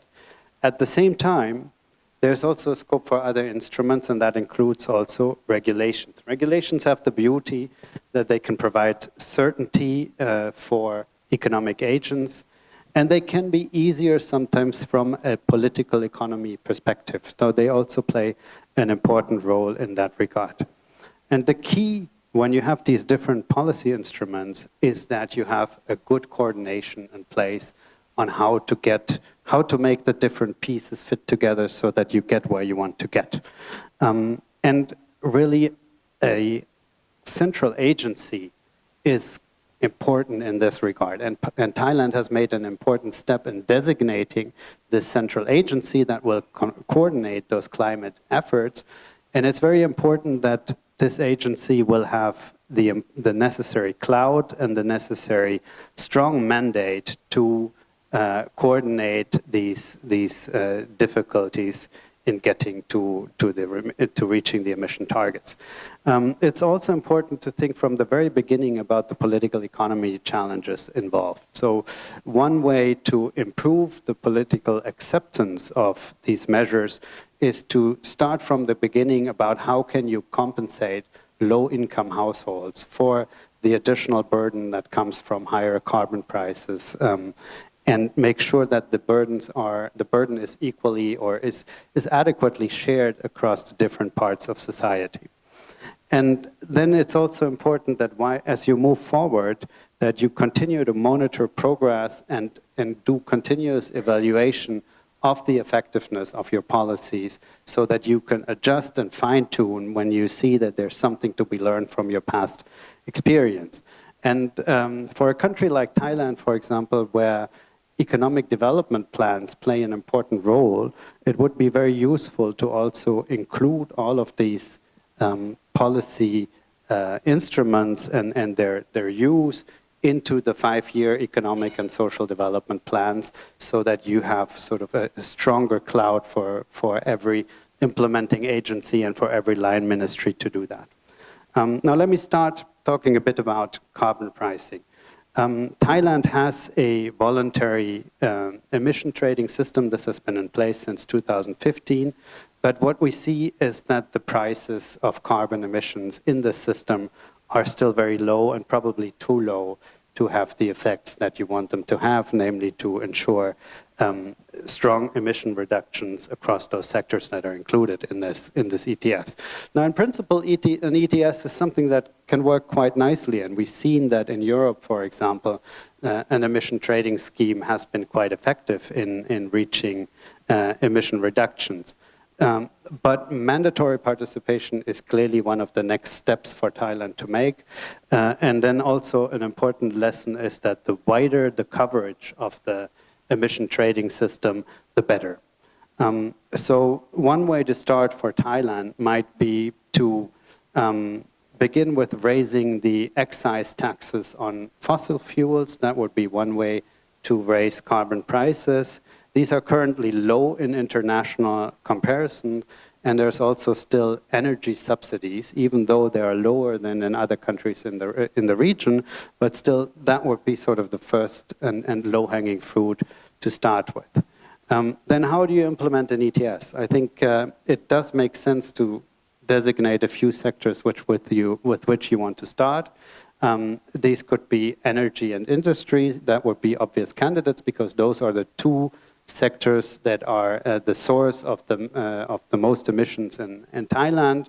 And maybe you can complement such an ETS with a carbon tax for sectors that remain, at least initially, outside of the ETS. Now, we have some model simulations in our report, and that these model simulations suggest that carbon prices would actually need to rise very sharply if you only include a few sectors. So basically, the wider the coverage, the better. And also, if you start with the implementation too late, what you will have as a result is that also the carbon price that you will eventually need to get to reach your targets will have to be much higher. So the two lessons from this modeling exercise are essentially that you want to have a wide coverage and that you want to start early with the implementation of that. Otherwise, you will need to have much higher carbon prices, and the associated GDP losses with this transformation would also be higher in that case. And as soon as you have revenues from these higher carbon prices, it's also important to start thinking about how can you recycle some of those revenues to low-income households. And here we have examples from other countries in the world. For example, Switzerland manages to redistribute about 2/3 of the fossil fuel tax revenues to low-income households. So that's the pillar of the carbon pricing. Beyond that, the regulations also play an important role, as I mentioned earlier. So here Thailand has scope for more bite in terms of the environmental policy stringency. And we have an index at the OECD that shows that for regulations that are not related that are not market-based, so that are not related to prices, Thailand is actually less stringent than the minimum of the OECD countries, so the lowest stringency OECD country, although it is a little stricter than some other emerging market economies such as South Africa, Indonesia, and Brazil. So a good starting point, but still quite some way to go.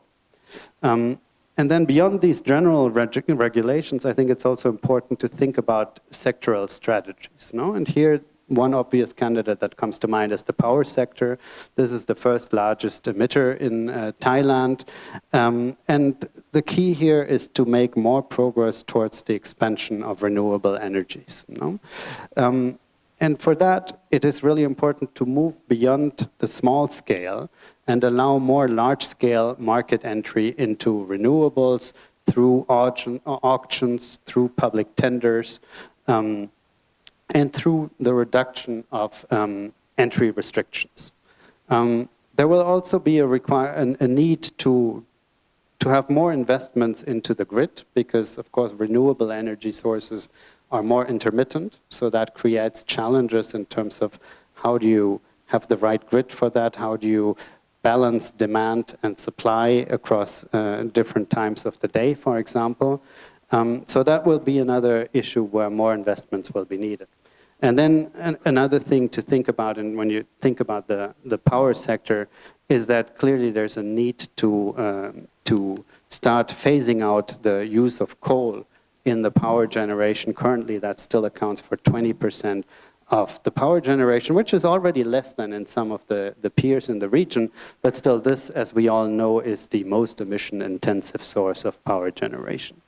And then to think about the transport sector, that's the second largest source of emission. Here, efforts to increase fuel efficiency of vehicles are already underway. This is a good step. Probably more could be done in that direction.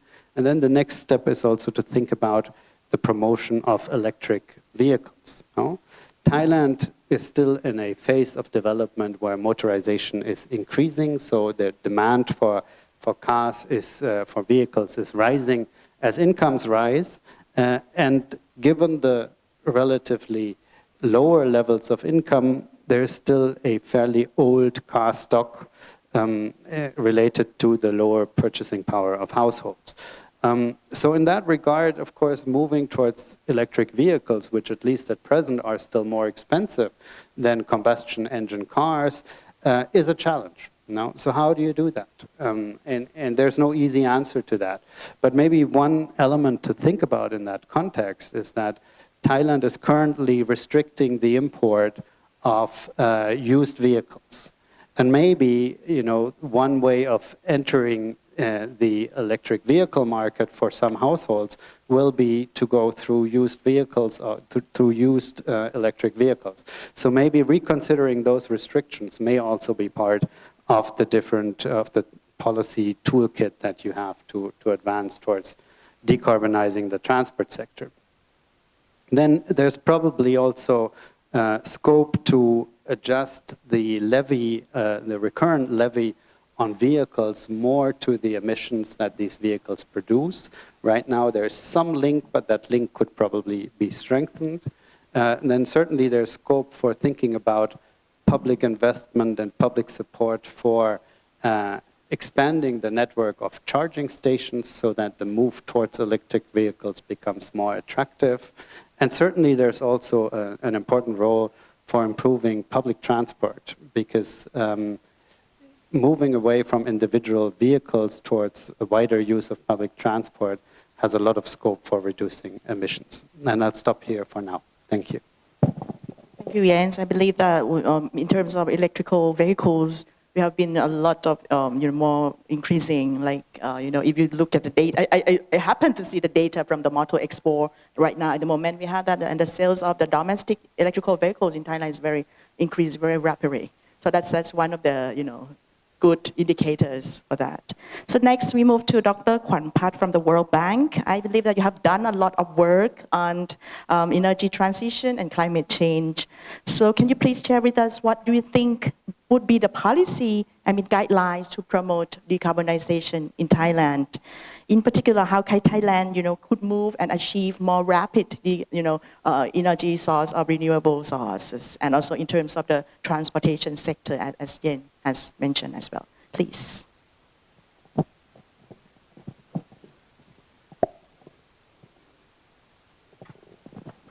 Thank you, Kap. Thank you, Dr. Deer. I think we have 15 minutes, and you manage your time very well, so I'll stick to that. First,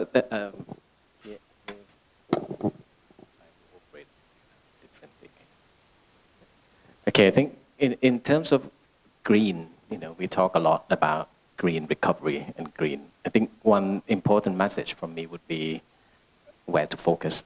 I think the bank has sort of come up with this analytical flagship that we would really want to conduct analysis in all countries.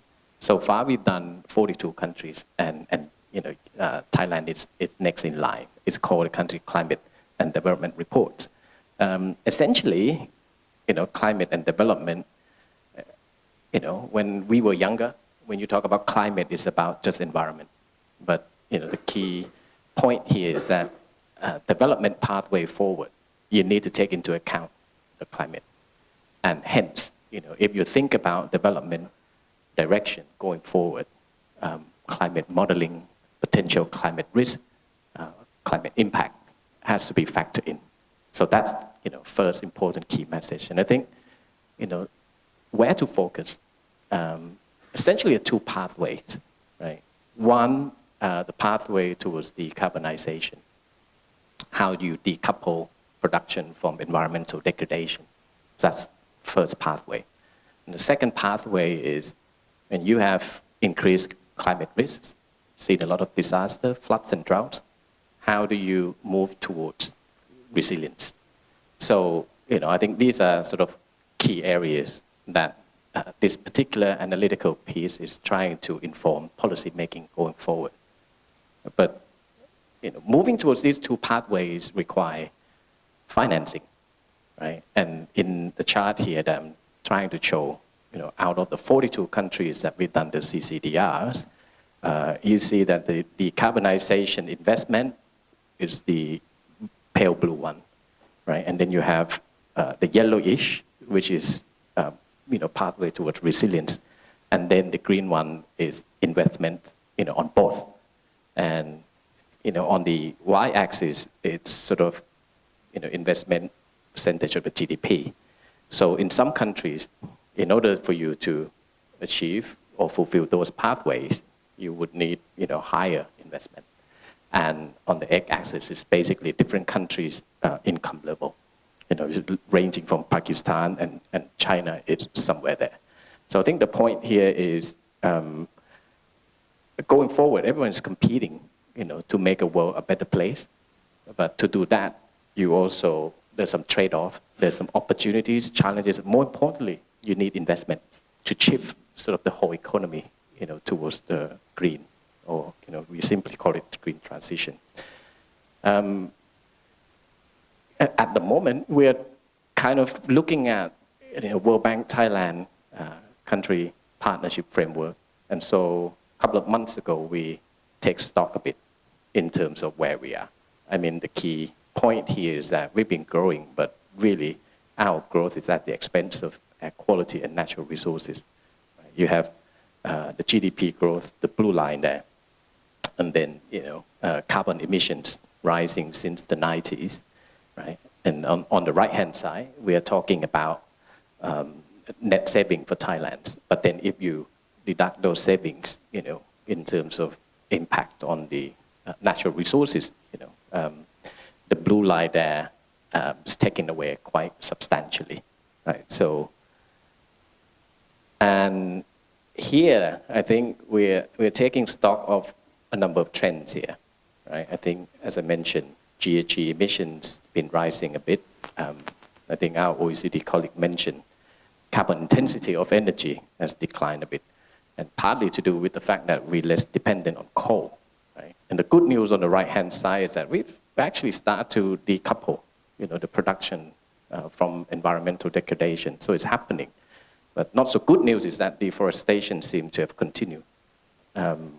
Additional piece of good news is that I think, and this is the lower chart, scatter diagram there, where it's basically say Thailand is vulnerable, but we do have, capacity to adapt, right? So mixed messages here, it's not all bad, there's some sort of potential upside that we can do.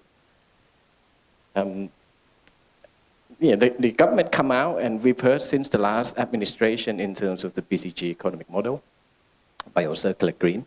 So I think for that to happen, there needs sort of strong commitment, to structural change, modernization, digitalization, greening, and inclusiveness. That's what we are talking about today. And as I mentioned, there's a number of opportunities that we can capitalize. One thing we focus a lot on how to decarbonize, particularly in terms of, let's say, in energy sector, in terms of the use of power, the sources, the fuel for energy. But I think more importantly, how do you actually produce less and really make the materials that you have produced have a long sort of life cycle, right? So that the point on resource efficiency, and this relates particularly to the circular economy, right? That will become more and more important going forward. And in order to go green, another key driver is on innovation. Some of our colleagues have already mentioned, and the bank now sort of working with Thailand Science Research, TSRI Innovation, Sokosowor in Thai, to try to take stock of our innovation policy and see whether they're actually sort of serving as a real driver to a green transition or not, right? So the fourth point, is on cities. Emissions happen in cities, right? And if we actually look at cities around the country now, we've just done a study on urban infrastructure finance. So key cities like Chiang Mai, Khon Kaen, Rayong, Phuket have been growing quite rapidly. And what we call is missing middle. You have really big projects executed centrally by central agencies, and then you have sort of PPP investments done by the PPP unit in Ministry of Finance, and then low at the bottom you have, from Ministry of Interior, revenue towards local government doing basic services. But the big chunk or the missing middle is, financing required to actually make city more livable, sustainable, or even more resilient. And at the moment, I think their hands are a bit tied because the regulations don't really empower them to do so, right? So I won't go into details of this, but this is just to reiterate that if you look at by sector, energy, agriculture, cities, transport, manufacturing, there are opportunities but also barriers. And to talk about green transition, you probably dig into different sector and to understand more. I take one example of energy, right, in terms of the costs and the risk, in addition to climate change impact. I mean, we know that there's big investment costs in terms of the grid upgrades. For those of you who are not in the energy sector, it's basically there's no longer a one-way street. It's not like you generate power and you give to consumers, right? And more it will be what we term is as distributed generation. So we have people producing biofuels, solar power that can also supply electricity back into the grid, right? The grid has to be able to do that to move, the electricity back and forth.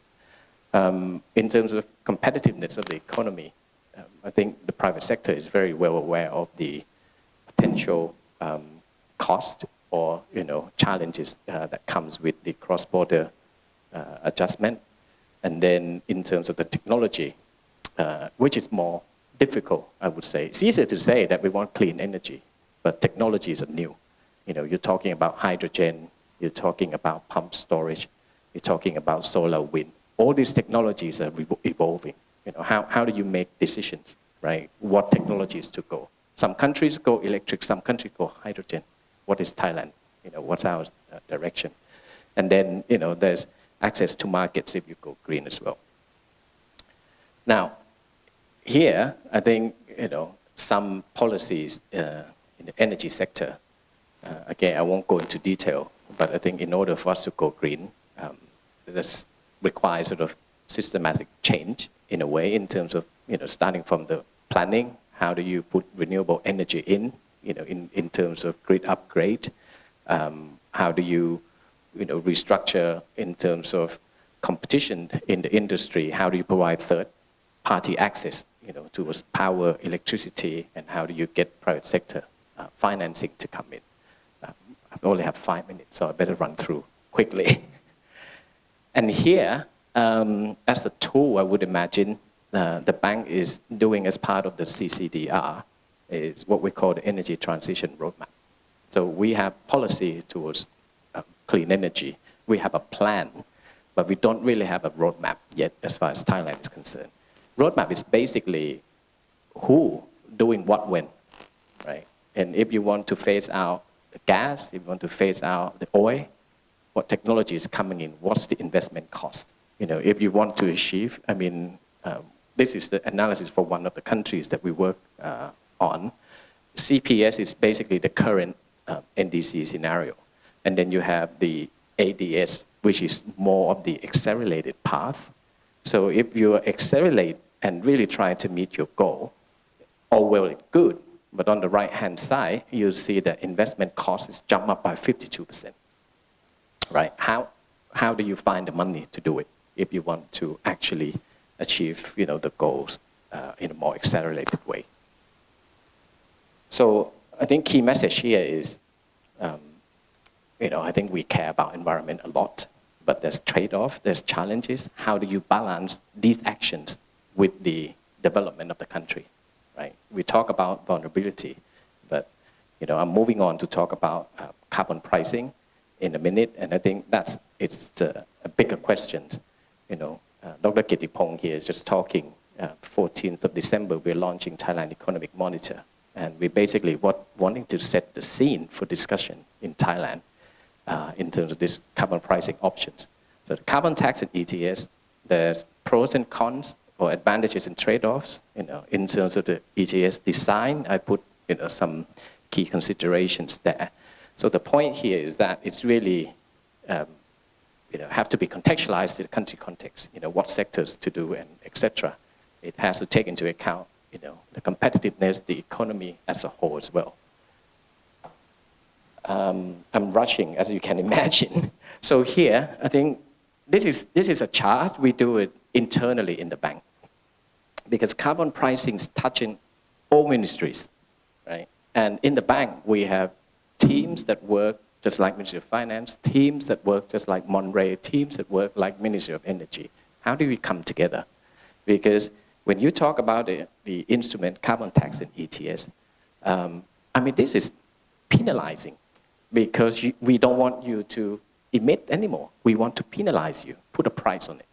Now, the first to take the blunt is the private sector, right? And so you have the crediting, the carbon market to actually potential solutions for them, right? How do you, if you can't really change your whole production towards green, you need carbon offsets. Where do you find that? Where's the market?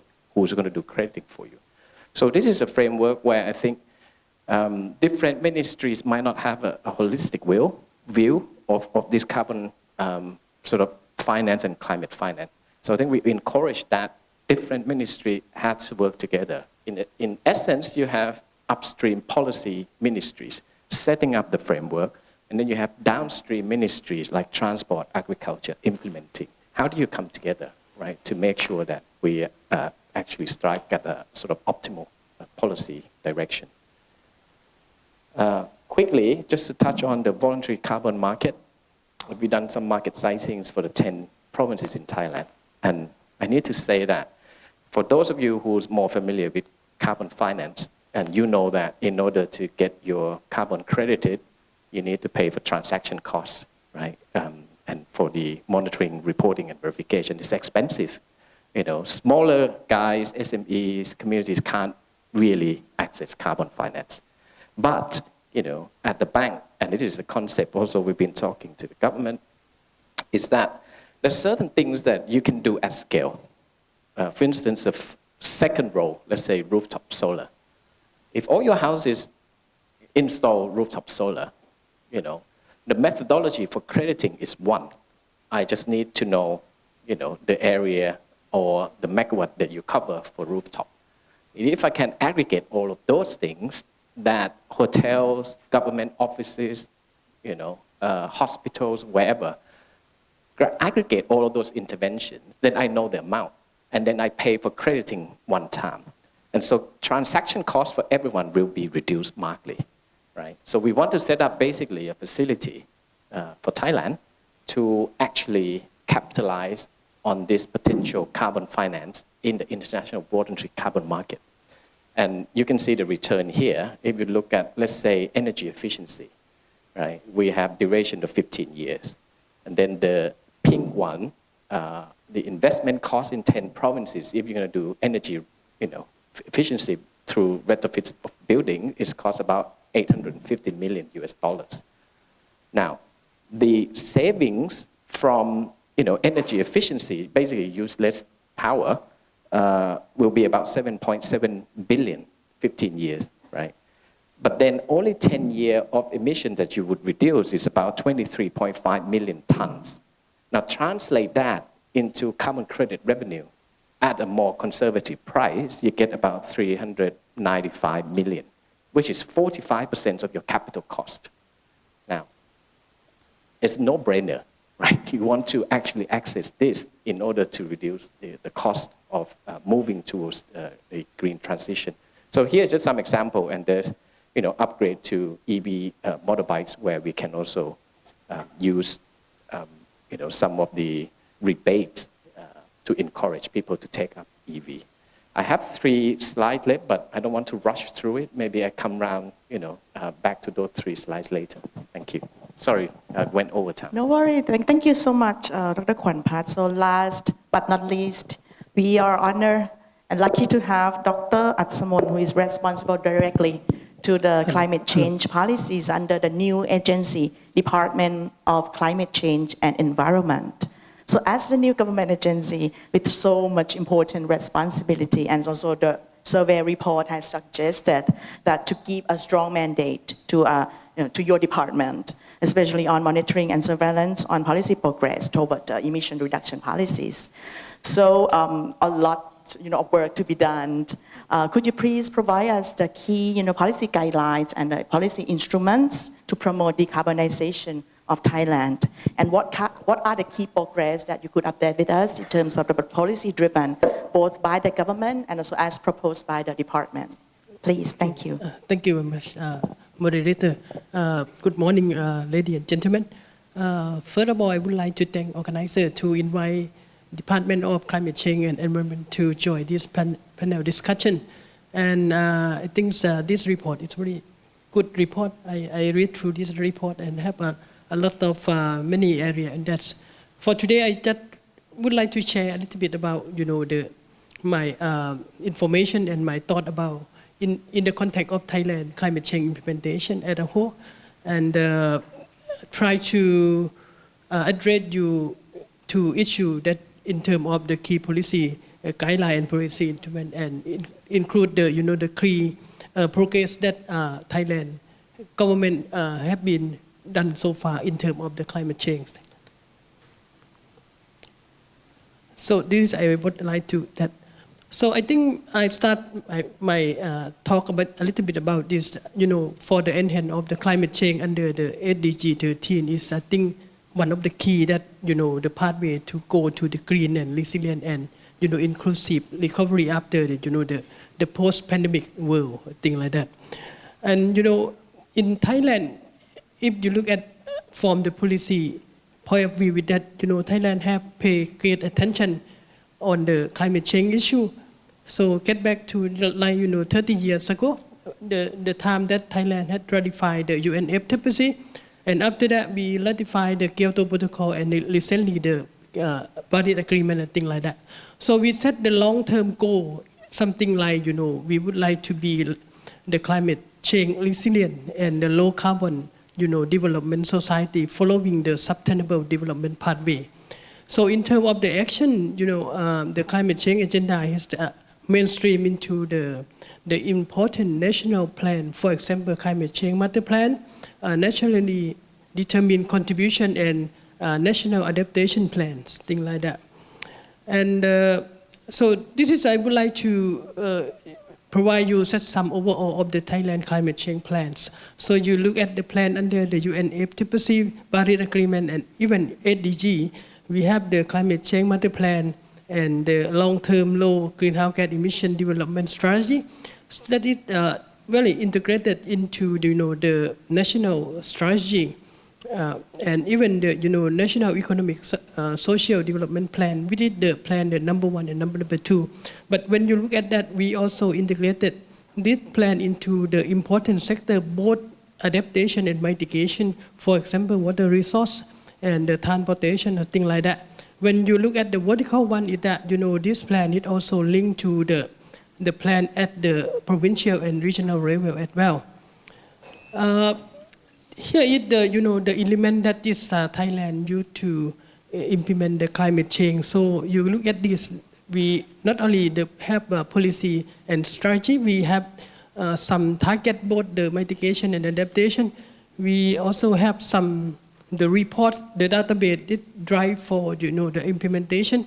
Right now we work on the institutional structure and law, and also the other important thing is that the climate finance that is very important, and of course last one is the international cooperation. This is a very important.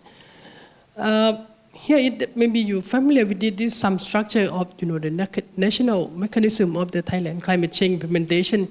So at the top we have the the National Committee on Climate Change chaired by the Prime Minister, and then under that we have 7 subcommittee. You can see the recent subcommittee. This is dealing with how to achieve the carbon neutrality and the net zero greenhouse gas emissions. Said something about how to mobilize the mitigation and carbon capture and storage, things like that. So this is the top of the the mechanism one. Here is it's something like we set the greenhouse gas emission target. So you can see we have 2 regimes. The first regime is called the pre-2020. We address it under we call the naturally appropriate mitigation action. It's called the NAMA. We set the target at 7 to 20% of the greenhouse gas, focusing only energy and transportation. So we came up with the number at the 2020 is something like 15%. So after that, post 2020, under the Paris Agreement regime, we address this under the NDC. And then you can look at the NDC. We have the first update NDC and second one. The first one we set the target is 20 to 25%. This is something like economy-wide, include the waste and the transportation and IPPU sector also. But one after that we have a second one update NDC. We change the target up to 30%. This is our own doing domestic. But if we get the additional support, we can come up to the 40% to make sure that when you do the long-term low greenhouse gas emission development strategy, set the carbon neutrality at the 2015 and the net zero greenhouse gas emission in the 2065. Make sure that this something you can go in that time. This is some that when you look at in more detail in the revise the second update NDC. So we look at this and then we revise the target. For example, in the energy and transportation, we revise that and we came up that we can increase the target 63 million ton carbon equivalents by many means. For example, increase of the alternative energy use, increase efficiency of the production and energy use, and even use the EV. In terms of the waste and agriculture sectors, get together that we can get a number we can increase 2 million ton carbon equivalent by this something like you do the community waste and wastewater management. even the waste to energy, and for the agriculture, something like we can improve farming to reduce the methane emission. In terms of the long term or the something like carbon neutrality, Thailand also have this plan, and we already submit to the UNFCCC secretaries. So the Prime Minister, the former Prime Minister, also make the national statement at the COP26 and declare that the Thailand will upgrade the NDC target up to the 40% with the additional support. And then we will be, the carbon neutrality at the 2015, and finally go to the net zero greenhouse gas emission 2050. The one thing that, the mechanism model we use here is that, the BCG model, used to, chip or the paradigm chip, something like that, to reach this target. This is some, the way that we do for the Thailand, the carbon neutrality and net zero greenhouse gas emission pathway. We quite strictly to try to reduce the pathway, consistent with the 1.5 degrees C, which is the serious one. So, and then we focus on the energy sector, try to increase the renewable energy at least like 50% by the mid of this century, or even you increase the EV up maybe 70% to the in the 2035 or thing like that. And in terms of the land use and forestry also, we get the number like at least we can have the number like 120 million ton equivalent in this 2030, and then this number it should be stabilized by the end of this century as well. And the increase of the green area or the forest that we need to increase up to 55% of the total one. And finally, that is very important. For example, the coal phase out and the negative emission technology. That is very important to draw down some carbon dioxide at the atmosphere. The otherwise, Thailand will not go to that target. I think maybe you already know that the thing that is we try to have it. We try to have the Climate Change Act. At the 2021 already, the National Committee on Climate Change already approved this draft. And then when you look at this, the element of this Climate Change Act, you can see a lot of things there, including the carbon tax and the emission pricing, and even the financial mechanism in there already. So what happened with this act at this moment is something like in the process of consult with the expert consultation on particular issue, for example, carbon tax, emission pricing or things like that. And also we need to do, we call the regulatory impact assessment, and also do the public hearing. Hopefully this act will propose to the cabinet by the beginning of next year, things like that. And the last developments that I would like to share with you today is that finally we have the new department. We call the Department of Climate Change and Environment. This department is something like overall to set up the policy, strategy, and measure dealing with the climate change and the reduce the greenhouse gas emission. And on the other hand, is that assess the climate change risks and cooperate with some public and private sector as well as the local, even the international organization. So this is a part of the new department.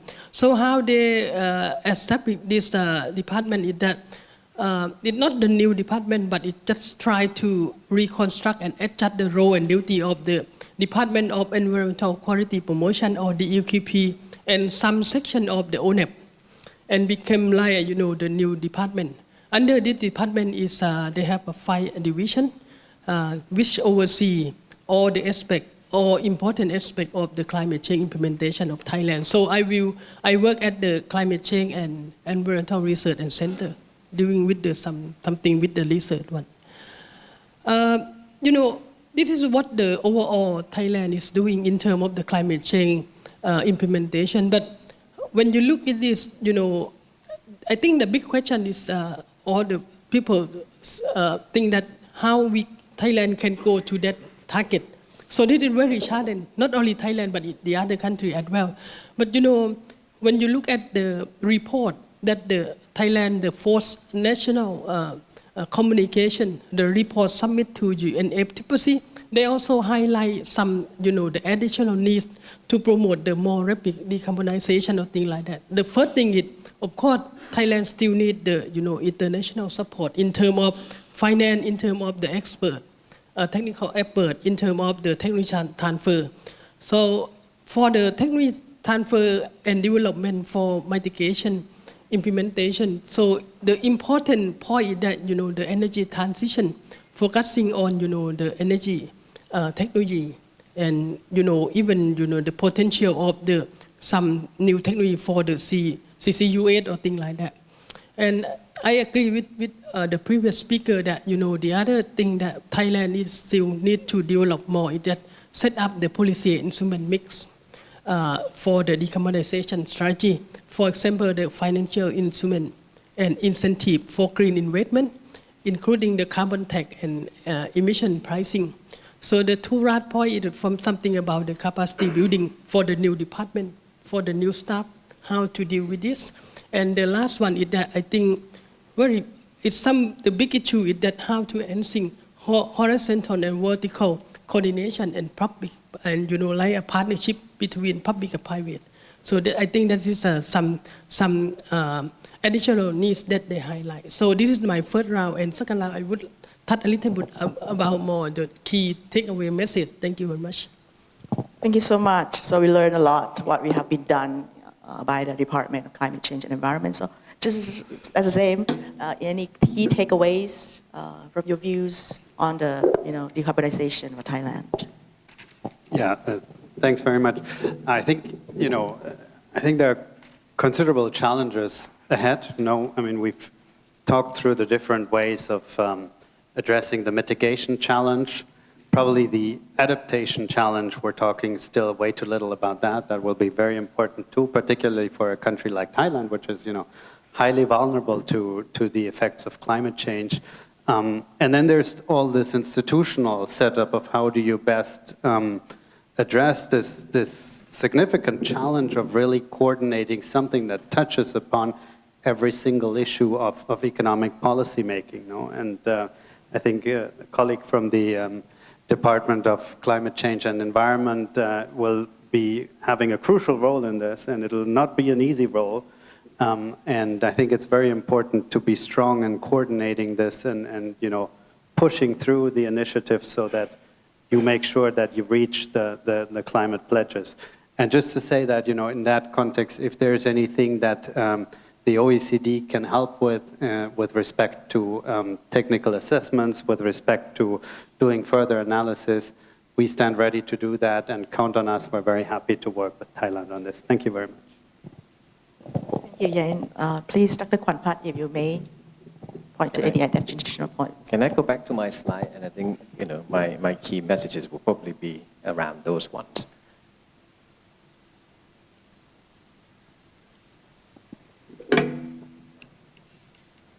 Sorry, let me flip through this quickly. Okay, so I think my key messages from not just me, I think from the bank is the challenges, but Thailand has a lot to gain, if we actually, how do you put it, align ourselves and have a clear direction, right? Because these things, I would say that countries that are doing well currently, it took them 8 to 10 years to get to this point. Let's say, for example, China. We knew that they were talking about green competition and how they want to compete and how to make green to actually generate economic benefits. They started 10 years ago, and to get to where they are now. So I think clear direction to reap on the opportunities. And again, come back to my main point.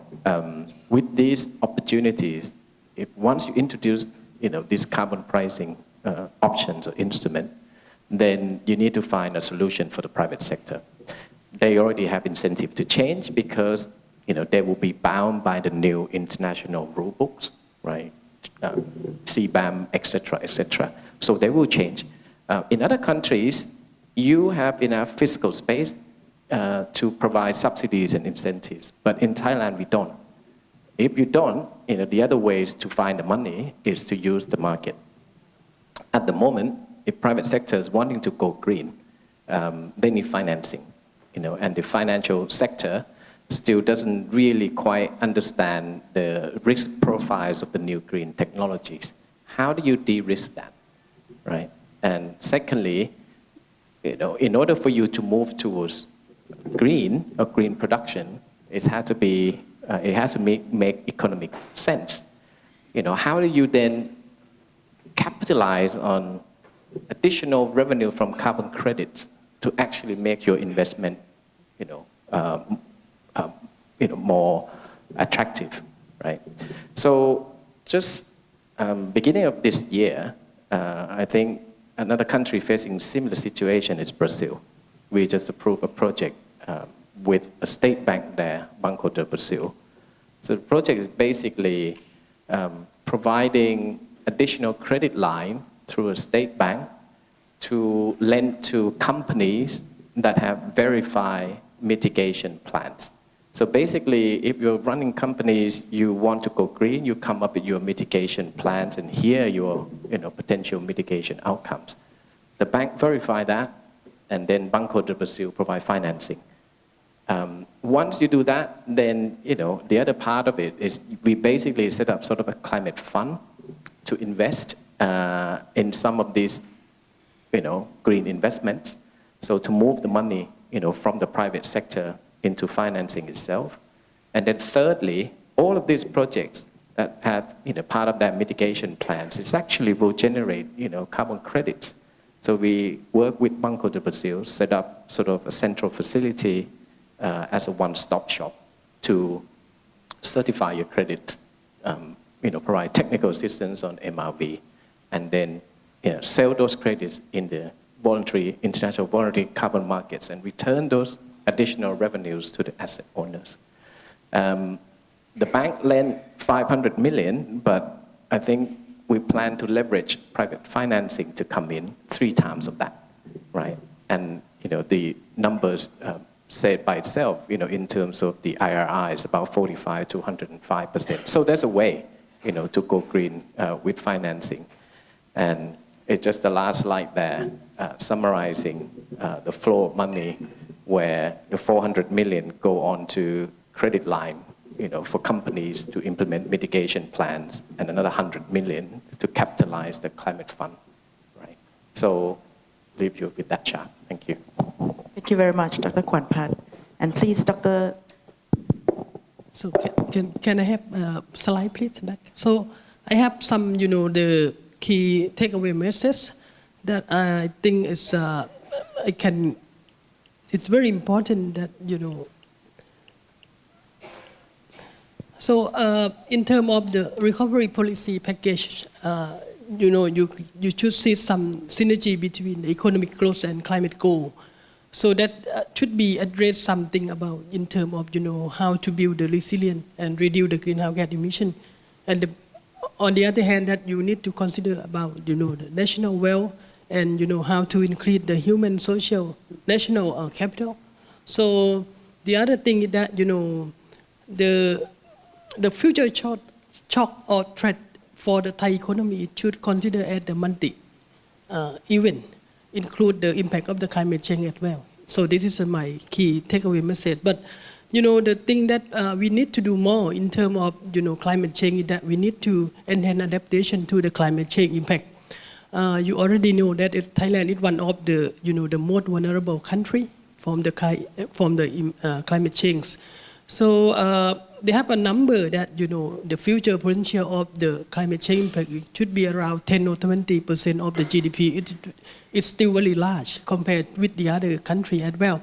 So in terms of adaptation policy and measure, it should be to enhance the adaptive capacity, reduce the the vulnerability, and strengthen the resilience. It should be enhanced in the future.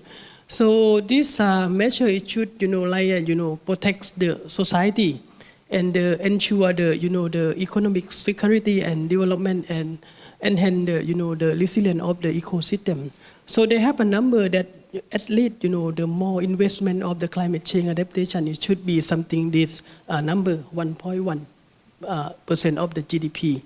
And the last thing that I think that one of the hot topic during this the COP 28 ongoing right now in the Dubai right now, the loss and damage. I think this is very important. So what I would like to say that even both economic and non-economic loss and damage associated with both the extreme event and the other one is we call the slow onset event. For example, sea level rise. It should be better understood in Thailand. Given the fact that based on the scientific evidence or study show that the both extreme event and slow onset in Thailand is clear and increasing in the present and in the future. So this is what I would like to share for today. Thank you very much. Thank you very much, Dr. Asomon. And so thank you all three panelists here. We have learned a lot in terms of our green transition policy framework. Now I'm going to open up for the floor. If any questions that you would like to make or any additional comments or recommendation in terms of the green policy, please raise your hand and we have passing microphone to you. It seems that everyone already, learned a lot and no more questions. All right, so this is the last thing I wanted to make that we learned a lot and hopefully our, key takeaways and also the recommendation from our panelists could enlighten your thoughts and your insights on both into the first panel in terms of the growth recovery of Thailand and also the green transition for Thailand. So the last sentence would be that growth alone would not be enough, but growth has to be inclusive and also environmental friendly so that we make more sustainable growth. Thank you very much for all the distinguished panelists, OECD and also NESDC. Would like to also thank you all participants for staying with us today and hopefully you enjoy our discussion. Thank you very much. Thank you very much, Dr. Nachanok, our moderator, and our honorable speakers, as well as participants for bringing us very productive sessions. Ladies and gentlemen, thank you for joining us today for this informative and engaging seminar. I hope you have learned a lot from our discussion and gained some valuable insights into the important policy governments in order for the economic recovery to be robust, as well as to achieve inclusive green growth. On behalf of the Office of the National Economic and Social Development Council, I would like to express our sincere appreciation for your presence and contributions today. Thank you very much and have a great rest of your day. Thank you.